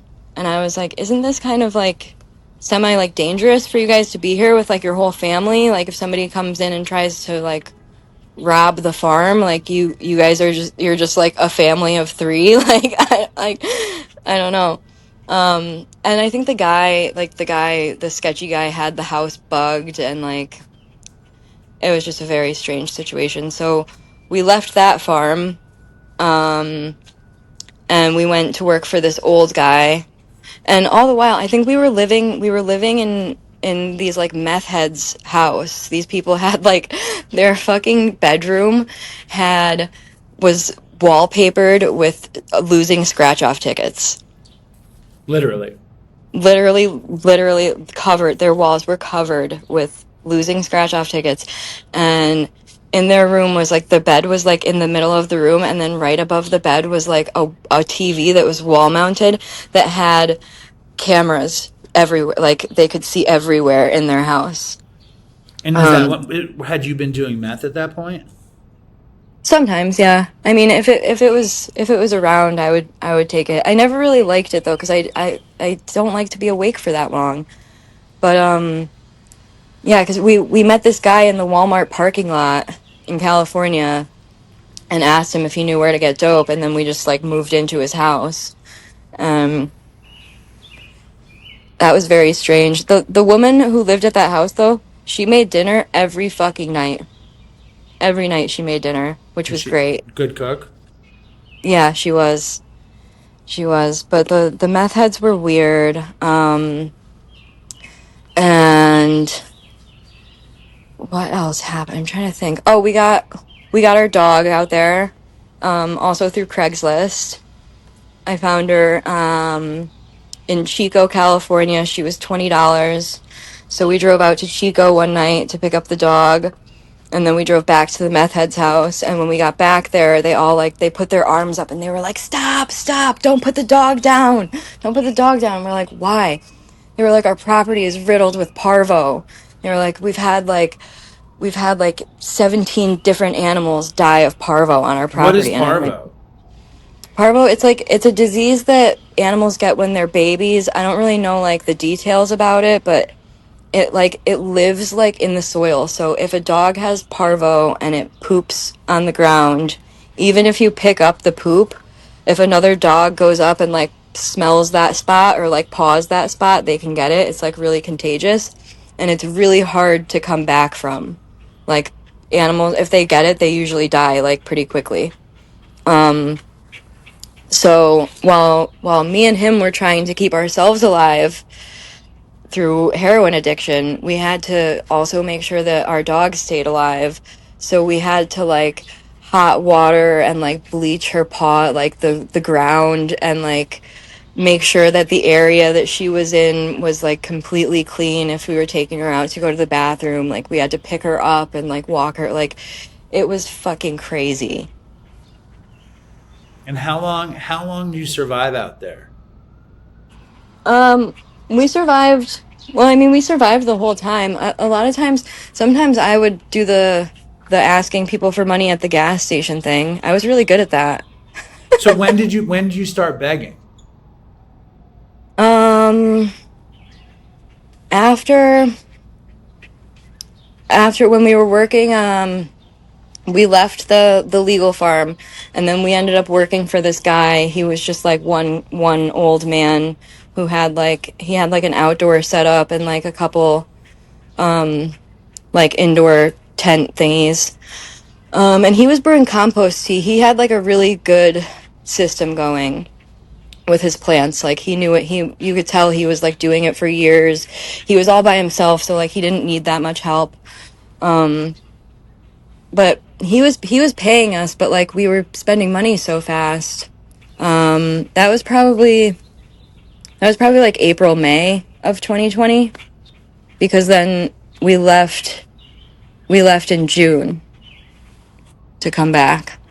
Why did you leave? We left to buy a van in Pennsylvania because we were like, if we're gonna be doing this and like I guess living this life, we need like 'cause the car was all fucked up because I got I got blackout drunk one night and I started running around this neighborhood in California and like I was screaming like rape and fire for some reason. And my boyfriend was like following me in the car like on these like dirt roads in the middle of the night.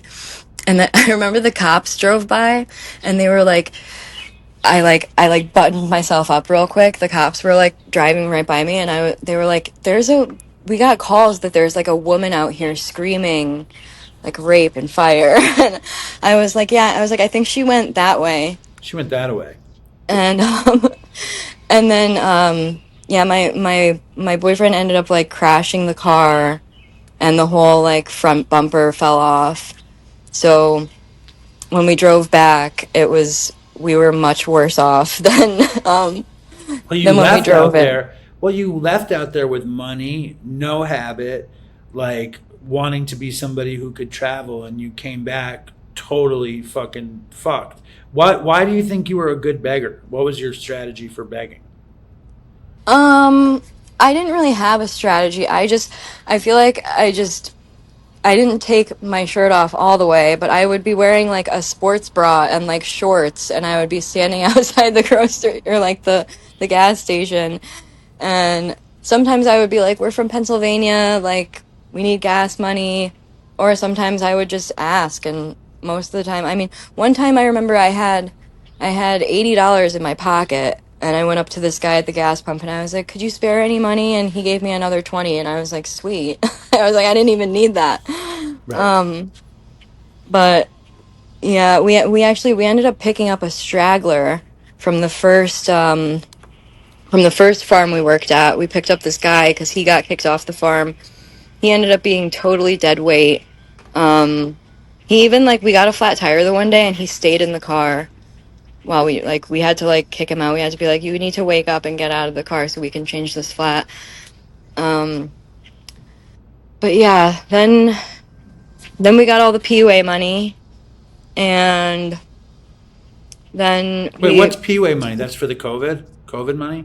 yeah, that was like the pandemic something something. You got it when you got home? So all of a sudden you're like, No. Oh. No, we got it when we were on the road. I remember I could see in my mind's eye the hotel that we were staying at. I could see the road and everything. I remember when it hit, and we immediately were just like, let's get the fuck out of California. And we went back to Vegas, and we had a lot of money, so we You're rich all of a sudden. yeah. Yeah. But we blew it all. We blew every fucking last penny. $12,000 overnight from California. I don't even know, dude. Food, hotel rooms, gas. Drugs. We went out. Yeah, we were trying to when you're all fucked up and you're in a different city and you're like, let's go out to dinner. Let's spend all this money. So yeah, we spent all of it. I honestly don't know how we spent that much, because when we got back to PA, I had just enough money to buy the van. And then we ended up being stuck because we had enough money for the van, but we didn't have enough money for gas. And you're just homeless in the van in Pennsylvania, strung out. Yeah. I can't remember whether I was talking to my family or not at this point, but we got back to PA, and we ended up. Oh no, we moved in with the dealer in Scranton, and why did he let you guys move in? It was a she.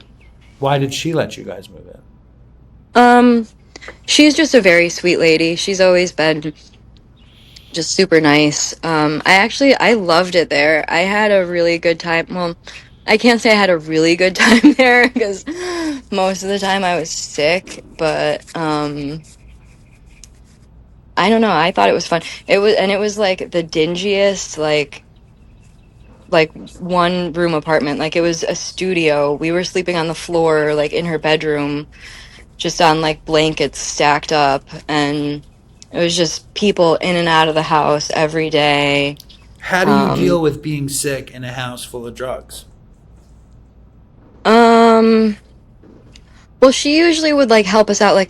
We were pulling dummy missions every day to try to get money, and I think the guy I was dating was trying to sell some shit himself, and she would usually help us out. We never really went sick for too long. What exactly is a dummy mission? A dummy mission is when you go out and you have a plan to do something, and then 47 things go wrong in your plan, and people don't pick up the phone. It's just when you want to get something done in a timely manner, and then everything goes wrong. Right. I feel every time it was just that. I mean, that's what I always called it, was a dummy mission, because it's we're not going to accomplish anything. We're going to get back. We're going to be pissed. Yeah, and it was always that, and it was. You start on a mission, but you end up a dummy. Yes. And so much of that time was spent like he would go out to try to pick something up for us, and I would be left either at the dealer's house, or then we got an apartment in West Side. Or I would be at the apartment in West Side just sitting there for hours and like texting and being like, "Hey, are you coming back? Hey, are you okay?" Like, 'cause I was always worried that he was gonna like overdose and die, and I would just be left. But that didn't end up happening, and then we ended up getting on methadone, and that's how we kind of got out of that. So, and this is still 4 years ago or something. Yeah, yeah. Well, he ended up getting arrested, and after he got arrested, I moved back with Wait, my so parents. were you listening to Dopey in any of these situations? No, no. Oh wait, no, yeah. So I didn't start listening to Dopey till like 2021. Oh, you had said 2018 before. I thought so, but It's all right. I was wrong. That would I be have very no. exciting if you're on the weed farm and driving down the 101 and listening to Dopey. I would love to hear that. But no, No. it's 2020. You're on methadone, and what's the methadone in Western PA situation? It's a clinic, and they give you like a little 4-digit number, and you go up to the window and you give them your number, and they give you a little cup of juice and you throw it back. That's pretty much it. Did you Most get people who go to the clean? clinic, Did you get clean when you got on the methadone or no? yeah, yeah, You I did. did. I did.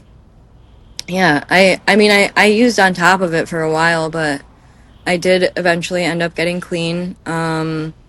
And I didn't like the way that it made me feel. It made me very sick. The It methadone. made me, yeah, it made me very sick, and I feel like it rotted my fucking bones. Like, I would get so, like, I would take my dose and then I would drive home and I would like immediately throw up, but it was like throwing up stomach bile. It was like gross, like the lining of my stomach. And then my tooth cracked in the back. I had to get a tooth pulled in the back because I was throwing up and it cracked, and it hurt so fucking bad. I feel I had a So, similar experience on methadone. Keep going. yeah, so I decided to taper my dose down because I was like, I don't want to be on this shit for my whole life. And like people at the clinic, like they'll let their dose get up to like 180 milligrams and they just don't even care. Like they're just like, woo. Like I'm like, what the fuck are you doing? Um, and so I decided to taper my dose down, and they took me down, I think, like 2 milligrams every 2 weeks. And I did really, really well with it until I got to like 30, and I got very sick, and I had to stay at 30 for a while. And then um, it was 2021 now, I think. Yeah, it's 2021 now, and my sister was getting married in Hawaii, and my dose was down to like 9 milligrams. So I just cut it off at that, and I got on the plane to Hawaii to go to my sister's wedding, and I brought like this weed topical lotion, and I brought like a full gram cartridge and a pack of edibles with me, and I used the weed, and I like laid on the beach, and I got off the methadone. And I always said, like, I feel like that's a really good system for getting people clean. Like if you could just get a bunch of people on a plane and like ship them over to somewhere tropical where the sun is shining all the time, that was like the best, easiest detox. Like I was still in pain. The weed helps a lot, though, too. The weed Yeah. in that situation is very useful for detoxing, I think, and people never talk about that either. I always had weed for detoxes, and it always was great. So, how Yeah. long were you in Hawaii for? Were you like, I can be clean now? Did that cross your mind? Um, kind of. I never, you know what? I'm kind of like you. Like I never really wanted to get clean either. It was always kind of like it always felt kind of like forced on me, or like or like my times always just came to a screeching halt because of Hmm. arrests or something else. But yeah, I guess I was happy at least to be off the methadone. But yeah, I guess I stayed in Hawaii for 2 weeks. For 2 weeks. And laid in the sun. And I remember the one day I was in the sun and I got like full body like chills in the sun, and it was the most crazy feeling. But I knew that I knew I was detoxing, but it felt good in a way. How long had you been on the methadone though? Not that long, I guess. No, not that long. I was maybe like 6 months, if that. I didn't want to be on it for a long time. I didn't even like you had the option to get take homes where like you could take home your dose. You could take home like a week's worth of doses, but I never wanted it to be like easy for me. Like I was like, that's too easy. Like I want this to be like a difficult experience. I want to have to drive myself to the clinic every day to remind myself that like I never want to fucking do this again. Yeah, you wanted to get off as soon as you got on, and you got off fairly quickly. And Yeah. and I would have been very proud of myself if I was lying in the sun in Hawaii, smoking bud and knowing that I had made it off of methadone. So that must have felt good. But you quickly go back, right? After Hawaii, yeah, so I stayed straight for a while actually. I was doing pretty good. I got back. I ended up breaking up with that guy that like I traveled with. Um, and I moved back in with my parents again, and I started working. I worked at a dispensary for a little while. Um, and then I I got the love how job that I, drugs are always the focal point of your life, no matter yeah. where you are. You're like, I need to work for drugs. I need to have drugs. It's like that. That was I was the same way. I worked in dispensaries in California too. Keep going. The dispensaries out here, I mean, I feel like it was like I wanted that job so bad, and I got it, and it was one of those things that was like, this sucks. Like this is not what I expected it to be. Because most people just didn't care about the weed. Like they're just like, just give me whatever is the highest like percentage. I'm like, okay. And Um, you were like a connoisseur, and you wanted to be in a world of connoisseurs. yeah. Or like, I don't know. It's just PA has a medical program that like parades as a recreational program. It's like there I feel like there's no really other way to describe it. They need to separate it so that the medical because like I would take care of somebody and they would be like, I just want to get like a high as fuck. I just want like the highest testing, like dabs or whatever. And then the next patient would be like a little old lady who was like had all these ailments, like real problems, and I would have to like morph back into like a person that could help her. You're like, this is going to get you fucked up, and this is going to help you with your glaucoma, and this is going to Yeah. have notes of chocolate and elderberry or whatever. Yeah.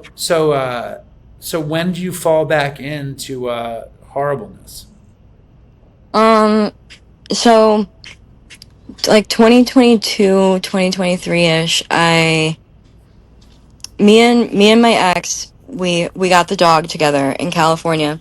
Um and when we broke up, he was like, you broke up with me, so you broke up with the dog too. And I was like, that makes no fucking sense.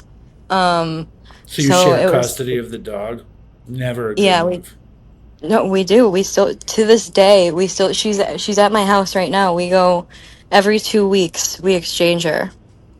Crazy. Um, I thought about taking him to court before. Like I was like, I thought about getting like an actual like custody agreement drawn up, but it's just it's too much, and we're in a place now where it's civil enough. Um, but yeah, so we were exchanging the dog, and He was clean or not clean?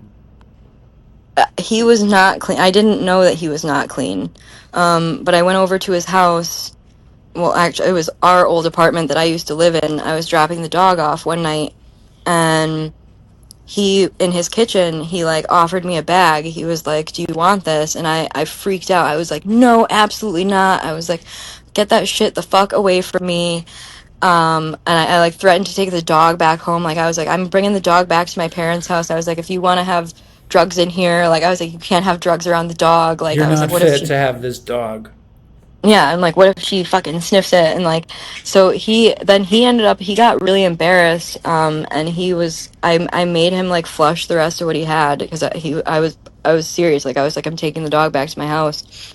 And he flushed what he had, and then he apologized like profusely. Like he was like, I'm so sorry, like I feel like such a piece of shit, because like he knew I was in a really good place. Or I guess like so I thought. You were But trying. I was trying. I was working a lot too. I was working, I think, no, not yet, but I ended up getting a second job in like February of 2023. But yeah, I was working a lot, and so that happened, and then so that was December, and then the next month it was like the same exact situation. I was dropping the dog off. He offered me something, and instead I said yes this time, and I don't really know why. Um, I think I do know why. I was in this like separate relationship that was like, I started to realize that it was like shit when I thought it was great.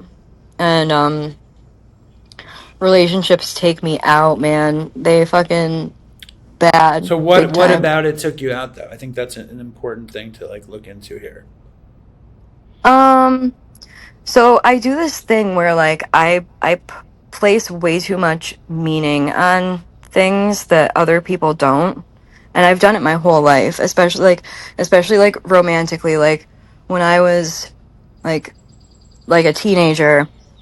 I walked around Dunmore, and I had a water bottle, and I picked flowers for this guy, and I put them in the water bottle, and I gave them to him, and he didn't give a fuck.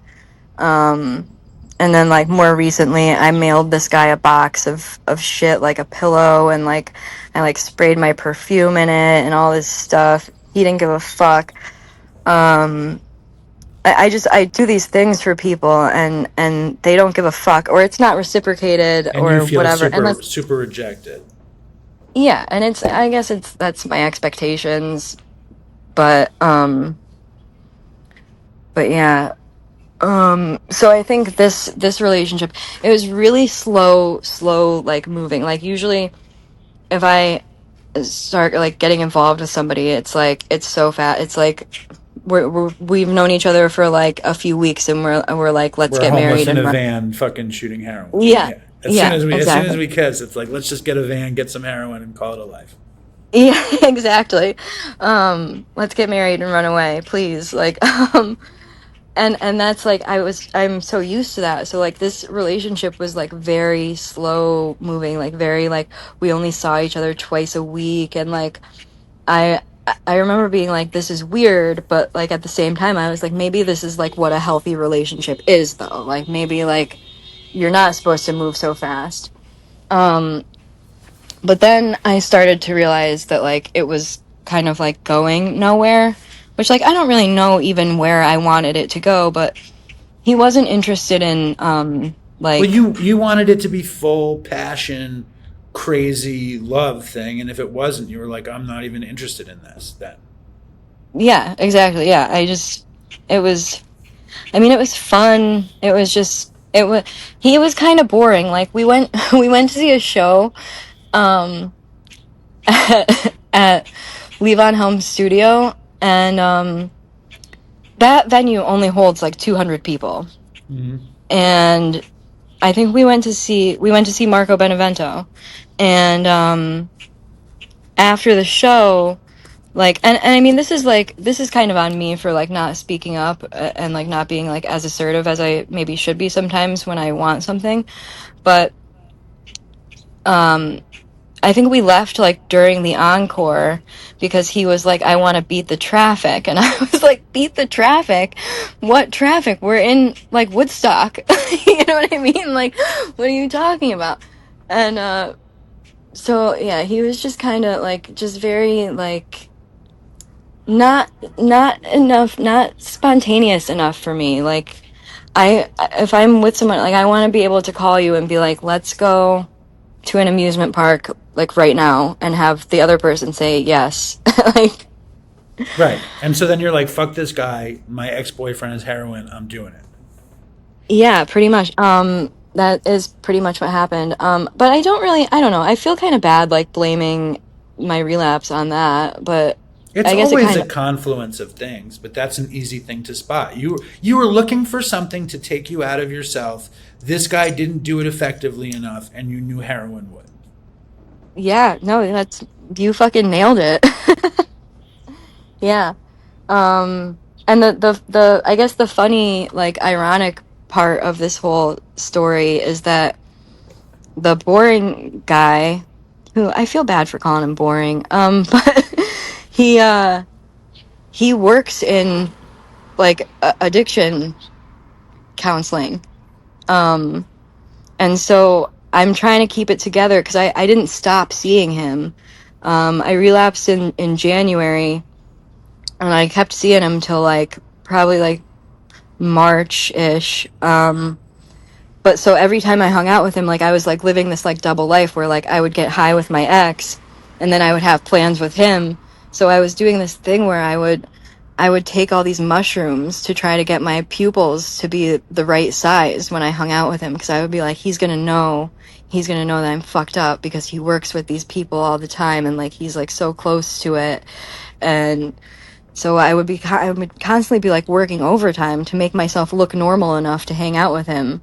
Well, the irony is that you're fucking high, your eyes are pinned, and you're like, I'm going to eat mushrooms to dilate my pupils. How normal were you, like, after being totally strung out and eating a ton of mushrooms to dilate your pupils? Not at all. And like I was This so, guy like, has to be the worst drug counselor in the history of the world, too. dude. I you know what? I ended up, I told him like months later, like what happened. Like I was like, hey, because like we stopped seeing each other, and I think I texted him one day and I was like, hey, like, by the way, like I relapsed and like I was using for a while. And he was like, I knew something was wrong. Like, he was like, you were itching your legs way too much. And I was like, dude, call me out then. You know what I mean? Like, why wouldn't you call me out? Like, what the fuck? I mean, not that I would want to be called out, but that's like a very strange, like, we're having sex with each other. Like, you know, you're not comfortable enough to be like, hey, don't, you know? You know that if he called you out, you would have totally lied to him and gotten angry at him for calling you out. You're like, why didn't you call me out so I could lie to you and get into this crazy fight? But anyway, I get your point. You would have rathered him be upfront, and he was just like, I just want her to be happy. I just want to keep her happy and not rock the Dude, boat. I don't know if he just wanted to keep me. I don't know. I Well, think what do that you? I was mean, he just. was afraid to. I think the relationship. I think the relationship was just like he could take it or leave it type thing, and I was like, I'm gonna marry this guy. The boring guy that you wound up relapsing because he was boring, and then you were eating mushrooms, so he wouldn't know that you were doing heroin. Yeah, I'm gonna marry that guy. But yeah, I made him a Valentine's Day present. I colored in this like heart, and I was on crack the entire time I colored it in. And he didn't. He I don't didn't know. detect any crack smoking in the handicraft of the Valentine's Day art. He's not a good drug counselor. Any real No. drug counselor can tell when art is made on what substance it's made on, I think. Yeah, I was working on it for fucking days. Um, So how but did yeah, that relationship end? I think it just kind of like fizzled out. I don't think we ever really like we just kind of stopped like hanging out as much. Was he an addict? He wasn't an addict. At one point he was, yeah. I think he has like over 10 years of like clean time from hard drugs. And you did everything under the sun while dating him. Um, Pretty much. Yeah, I was doing fentanyl while I was dating him. I was smoking crack some days. Again, not really meth or coke, but crack I can't say no to. I mean, now I can, but maybe When was the not. first time you smoked crack? Like, how often was crack in your life? Oh my God, I remember the first time I smoked crack. I was terrified and I actually didn't even inhale it because I was scared that I was gonna die. Which is funny because like I'm like I feel like I'm constantly like begging to die and but then like I get so scared. Um, But I did want to hear about your love of crack. oh my God. I love crack. I feel like I turn into big truck. I feel like I turn into like Bilbo Baggins in that one scene of the Lord of the Rings. You know what scene I'm talking about? I think there's two scenes like that. But yeah, when his face goes crazy When his teeth get sharp. Rivendell. In Rivendell. Yep. When his teeth Yeah. get sharp. That's always what I compare myself to when there's crack around because I become an absolute monster. An absolute monster. I want it all. I want it all for myself. I want to push the thing 400,000 times until I'm literally smoking just shore. But you don't identify as a crackhead straight up. You identify as like an opiate person. But deep down, do you think you're really a crackhead? I mean, given the opportunity, I think I would make a fine crackhead. And Um, we were just talking about, you know, decorating Valentine's Day card for dude smoking crack. This romance that really should have been successful. Dude with 10 plus years works for treatment or works for recovery. You are a struggling drug addict and he never spots it. It fizzles out. And then what happens? Are you still using with the ex? oh yeah. Oh yeah. Are you hooking up with the ex too or just using? We're hooking up every once in a while. Yeah. I mean, I feel like how could you not? Um, yeah, it got really bad after I guess after I left that boring relationship to enter into chaos. Um, but yeah, I always like so I said before like historically I always it was always like a guy that took me out, which is still true, but then this time so I was using with my ex, but then it got to a point where he was like, I can't do this anymore. We need to, like, we're not good together, obviously. Like, we need to stay away from each other. Um, so he kind of, like, cut me off, but he gave me the dealer's number. So then I was picking up by myself, and, like, I always said my whole life, I was always like, you know, like, I would never seek out like heroin or fentanyl or like opiates. Like I'm always like I would never seek it out like by myself, but if I'm with somebody else, then and they're doing it, like I just kind of follow.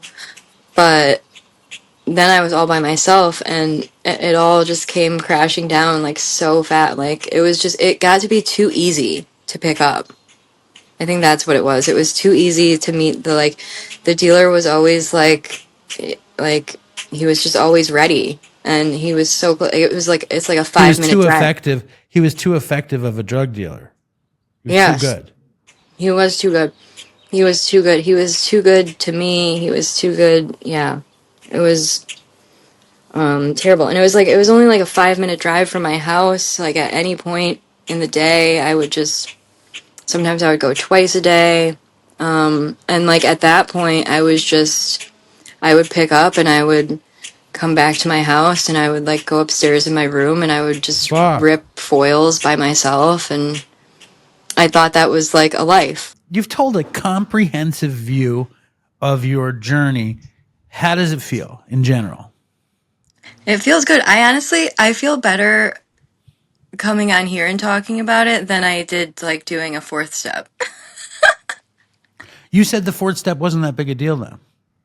Yeah. Well, it's not that big a deal, but I mean, like, talking about it still helps in some I mean, I think capacity. you probably felt okay about it because you've heard so many other people share their version or me share my version. So you know what this is. Yeah. Yeah. And the final run. I was amazed because you really did it one run at a time, which was very impressive and painstaking and methodical. Now tell Yeah. us about the final run. The final run was rough because I didn't have anybody, like, I didn't have anybody left to blame, I guess. You could put it that way. Because I always, like, I leaned so heavily on the, like, oh, well, it's not me, it's the guy I'm dating thing. And, this time, like, it was me, I had the dealer's number, and then the dealer got booked. He went to jail, my local guy. So then what I started doing was I started going to Philadelphia to, like, Kensington. And then, like, that just became, like, my life. Like, every day or every other day, it was just like I have to have enough money for gas and enough money for, like, a couple bags. And I wouldn't tell anybody I was going. I would just get in my car. How far is it to Kensington from you? It's like 2 hours. If you drive fast, it's like 2 hours. It's really like 2 hours and 15 minutes. And it's just fentanyl there? Like give us a whole Kensington Yeah, so it's experience. not really just fentanyl because now there's that trank bullshit that's happening. Which, like, I don't understand when new drugs come out. Like, who asked for this? Like, nobody's, like, on the streets, like, begging, like, oh my god, I wish I had something that would fucking, like, I don't know. A trank, Like it just doesn't do it. xylazine and trank and fentanyl and all this stuff. Yeah. Nobody Well, asked for any of that. fentanyl, I feel like, it's not okay, but it's like, now it's like the lesser, it's not, but it's better than trank, I guess, because trank, if somebody overdoses on it, you can't, like, there's nothing bringing them back. What I don't know anything about trank. What do you know about it? Trank, like, I guess Narcan doesn't work on it. It's, like, technically not even in the opiate family. I don't know, like, what class of drug it is even, but, so the first time I went down to, Kensington, I was given, like, very specific, directions from a friend, and I followed them, and the block that I was supposed to go on, there was cops, like, all fucking over it, and I was like, god damn it, I was like, what the fuck? I was like, this is, like, just my luck. The first time I come down here, like, it's riddled with cops, and I was panicking. Like I said, like, I'm not, like, chill in these situations. Like, I'll have an anxiety attack. Like, I want to get out of that situation as soon as possible. So I pulled up to the first people I saw, and I pulled up to them and I told them specifically, I was like, I don't want trank, I want straight fentanyl, and they were like, yeah, yeah, yeah. I bought a bundle off them, parked at a gas station. What's it like there? It's like is it like The Wire? Like you had never been there. What is the Um, experience like? yeah, so, like, that was the first time I went down, but, How it's did you just a lot find of, them? how did I find them? Um, Through a friend. Do you have a I phone was number or do you just had an address? just an address.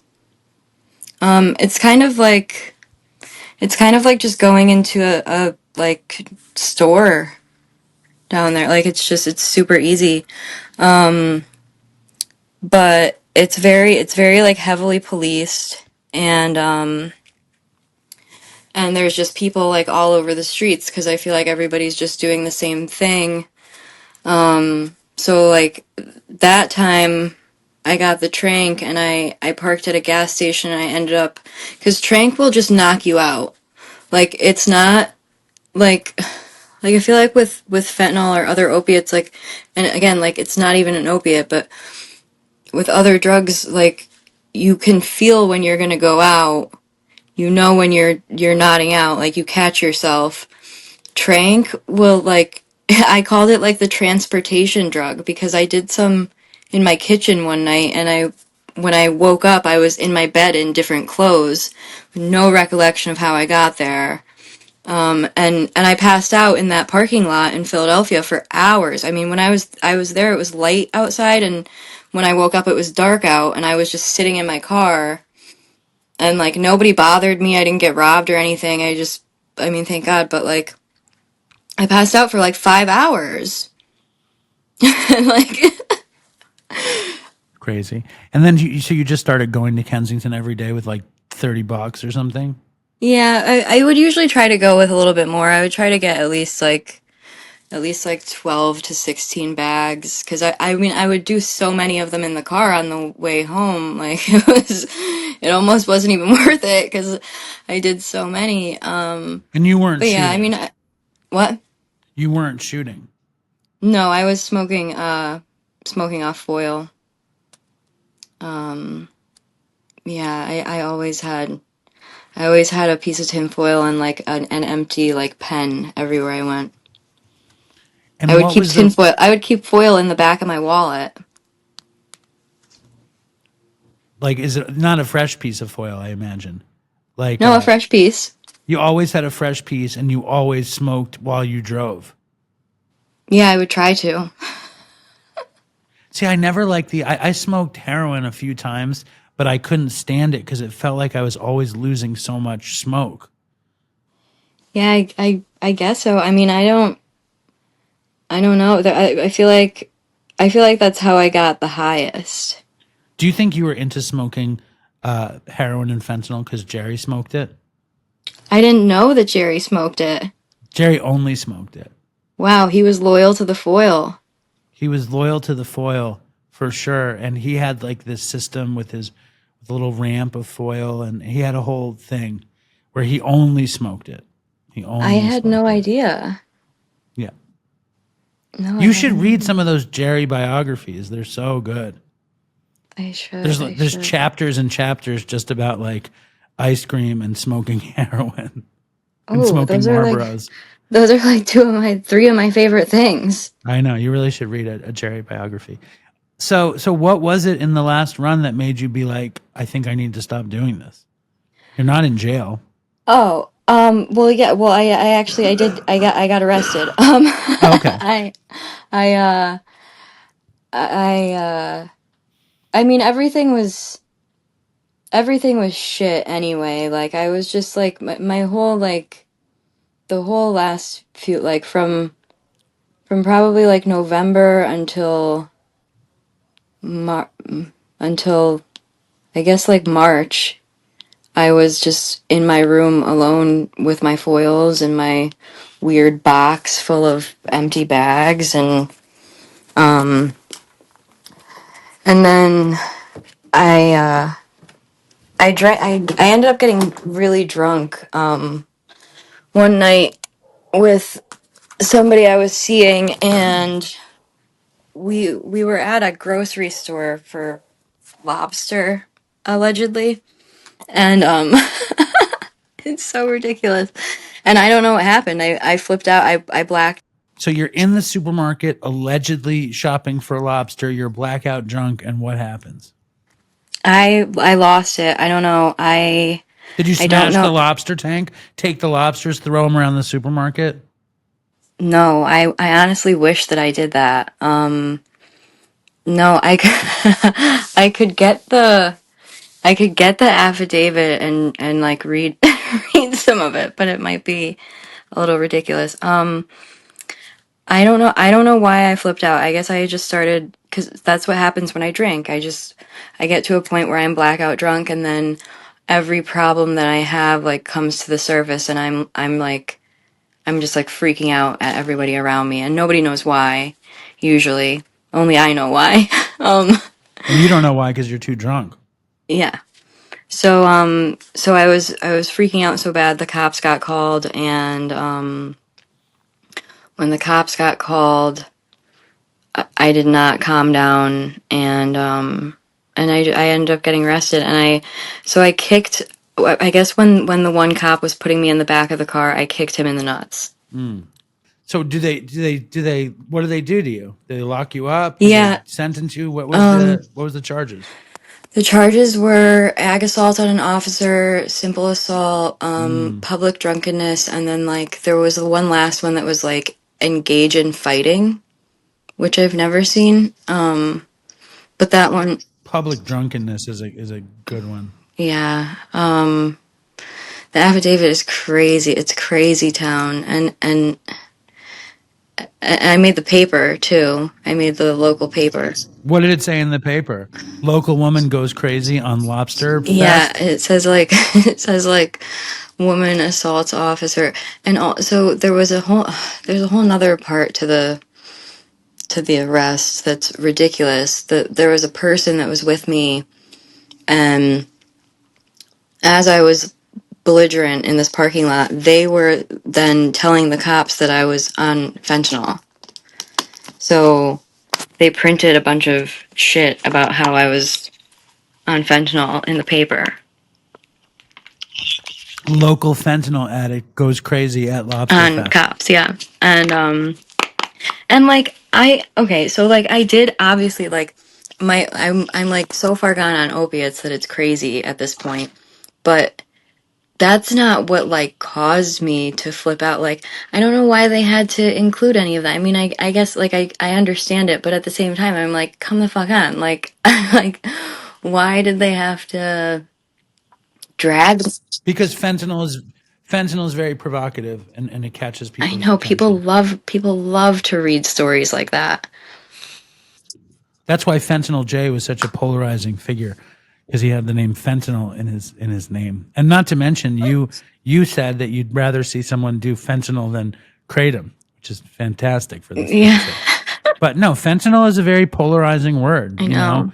And until you're actually using fentanyl regularly, if you're like me, I never did fentanyl. And people I know are like, why would people do fentanyl if everybody dies from it? And the answer is because you get high. Yeah. And it's the only thing that like works at some point, I think. And I feel like those pictures on the internet that are like, have you seen these pictures where it's like, this is how much heroin would kill a person, this is how much, like, that's very unrealistic for somebody who's like deep in the throes of addiction.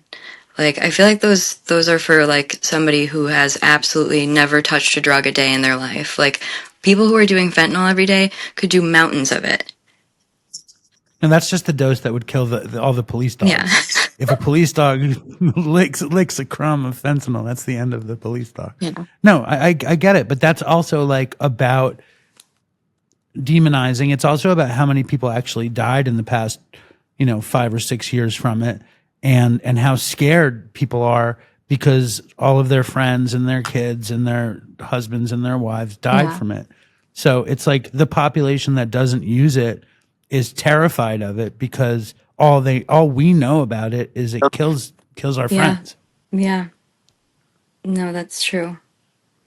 That's true. I'm very like, woo. Well, you used fentanyl and didn't die for a long time. For a while there. You did heroin though too. So Yeah. like how would you describe the difference between the two? I mean, I think heroin feels more like natural in a way. Like it's not like I don't know. I don't know how to put it into words. It's like a calmer, happier, like a more mellow feeling. I don't know. It's like a warm hug. You can really feel the poppies in heroin. Yeah.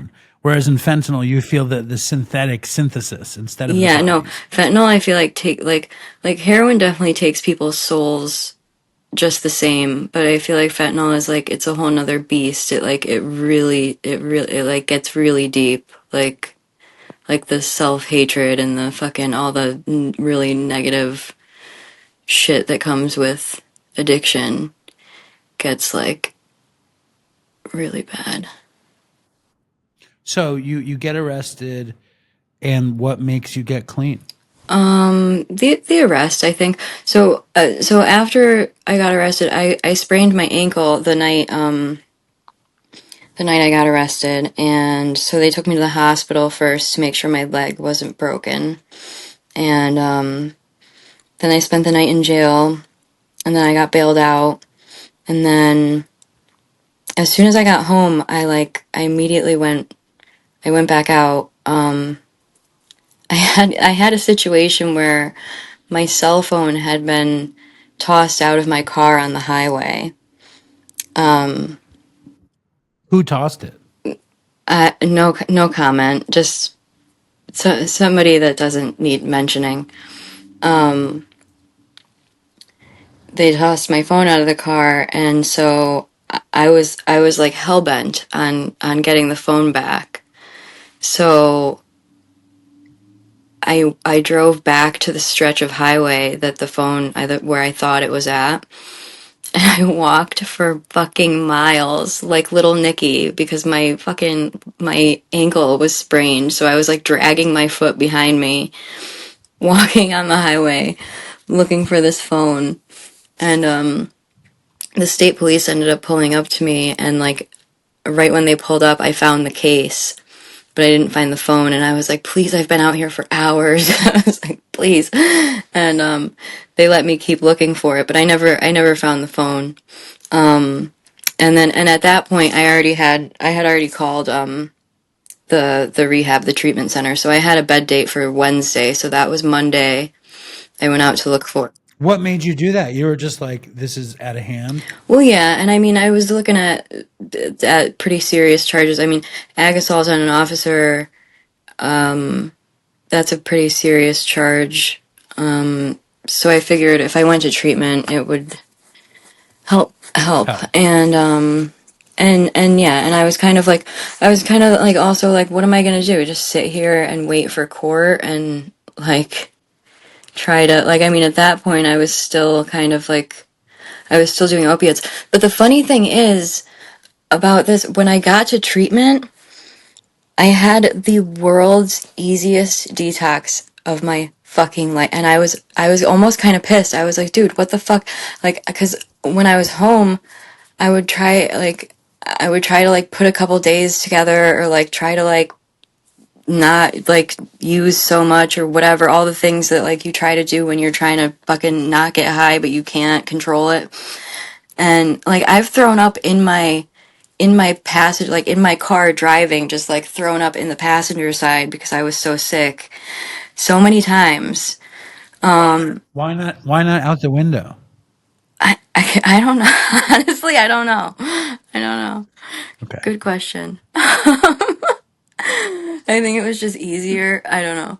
But yeah, and I I didn't feel like a fucking thing. I mean, and they didn't even really give me anything crazy to like any crazy detox meds. I turned down the Suboxone taper because I didn't even need it. Like they were like, "Do you want?" And I was like, "What am I gonna do on Suboxone for 9 days? Like I don't need it. I feel fine."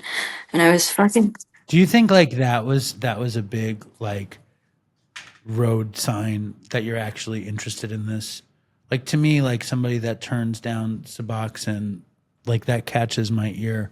Like maybe you're really, really interested in not doing this thing anymore. not doing what? Oh Drugs. yeah. I mean, yeah. I'm definitely interested in not doing drugs. I think it's just it's like it's the easy way out. It's not even easy though. It's Which? getting high. No, it's not easy. It's easy for a minute, and then it gets very complicated. And I mean, you started your story at age 13. You're 31, so that there's some sort of like cool reversal of 13 to 31. So I think now's a good time to Yeah. stop. Yeah, you're probably right. In 31, you've done every drug. You've done it to the limit. You got to enjoy the benefits of COVID insurance. You did the beautiful brown sugar in Las Vegas. You did the tar in San Francisco. You did the fentanyl in I Kensington. did a whole I tour. think you've done it. I did a whole tour of drugs across America. We went to Maine too. Forgot about Maine and Boston. How's the heroin in Maine, or was it fentanyl? I think it was fentanyl out there. Maine was weird. Maine was sketchy town. We were in like Portland. I didn't like it there. Too many crackheads. It's your people, Yeah, though. they are my people. They are my people. But So what are you going to do? What's your what? plan? What's your plan? What are you going to do differently? Here we are, fucking almost 90 days out. You've made your Dopey appearance. You have 80, what? 83 or something? days. 82 or 83, maybe? 82 days. The world is your oyster. What is the plan, Jesse? Oh my God. I don't know, dude. I guess I don't really have one. I'm trying to take it slow for now. I'm trying to not overwhelm myself so much with. I'm not supposed to make any major life changes in the first year. No, did you get a sponsor, though? Oh no. That's the one thing I still am. I'm struggling with a little bit is like diving like headfirst into the program. Plus, I'm also doing I do intensive outpatient, so I'm there 3 times a week for 3 hours, and it's kind of like, and then I work on top of that, so I'm kind of like waiting to drop down to a lower IOP so I can focus more on like getting a foundation in the rooms out here, or at least like even if I don't do the program, at least a couple friends or something that are sober. Are you smoking weed or no? Sometimes. Listen, you've been to the limit. It's a miracle you're alive. And are you crying? Did I just make you cry because you've been smoking weed sometimes? No, you're not. No. Are you crying? No, I'm not crying. Oh, I was excited. I was excited for a second. Listen, I feel like do everything you can. You know, I'm a crusty old man. I didn't get sober till I was 41, but do everything you can to make this stick. Yeah. And I know you want to. I do want to. I really want to. It's putting in the work. Like I never actually gave a fuck, I think. Like all those other times was just like living in the sober house was just like everything's just like doing it to get out of trouble, and which I'm still doing that this time, but it's a lot different because I'm really like I have to fix my life. Like I can't just do this to get out of trouble and then do the same thing. You can. Most people do that. You can do that, but I think not doing that is going to make you feel better. No, I want a real life. I think you can get a real life.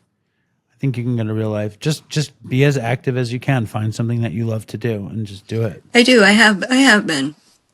I'm diving back into work with the thrifting, etc. I'm a real gatherer.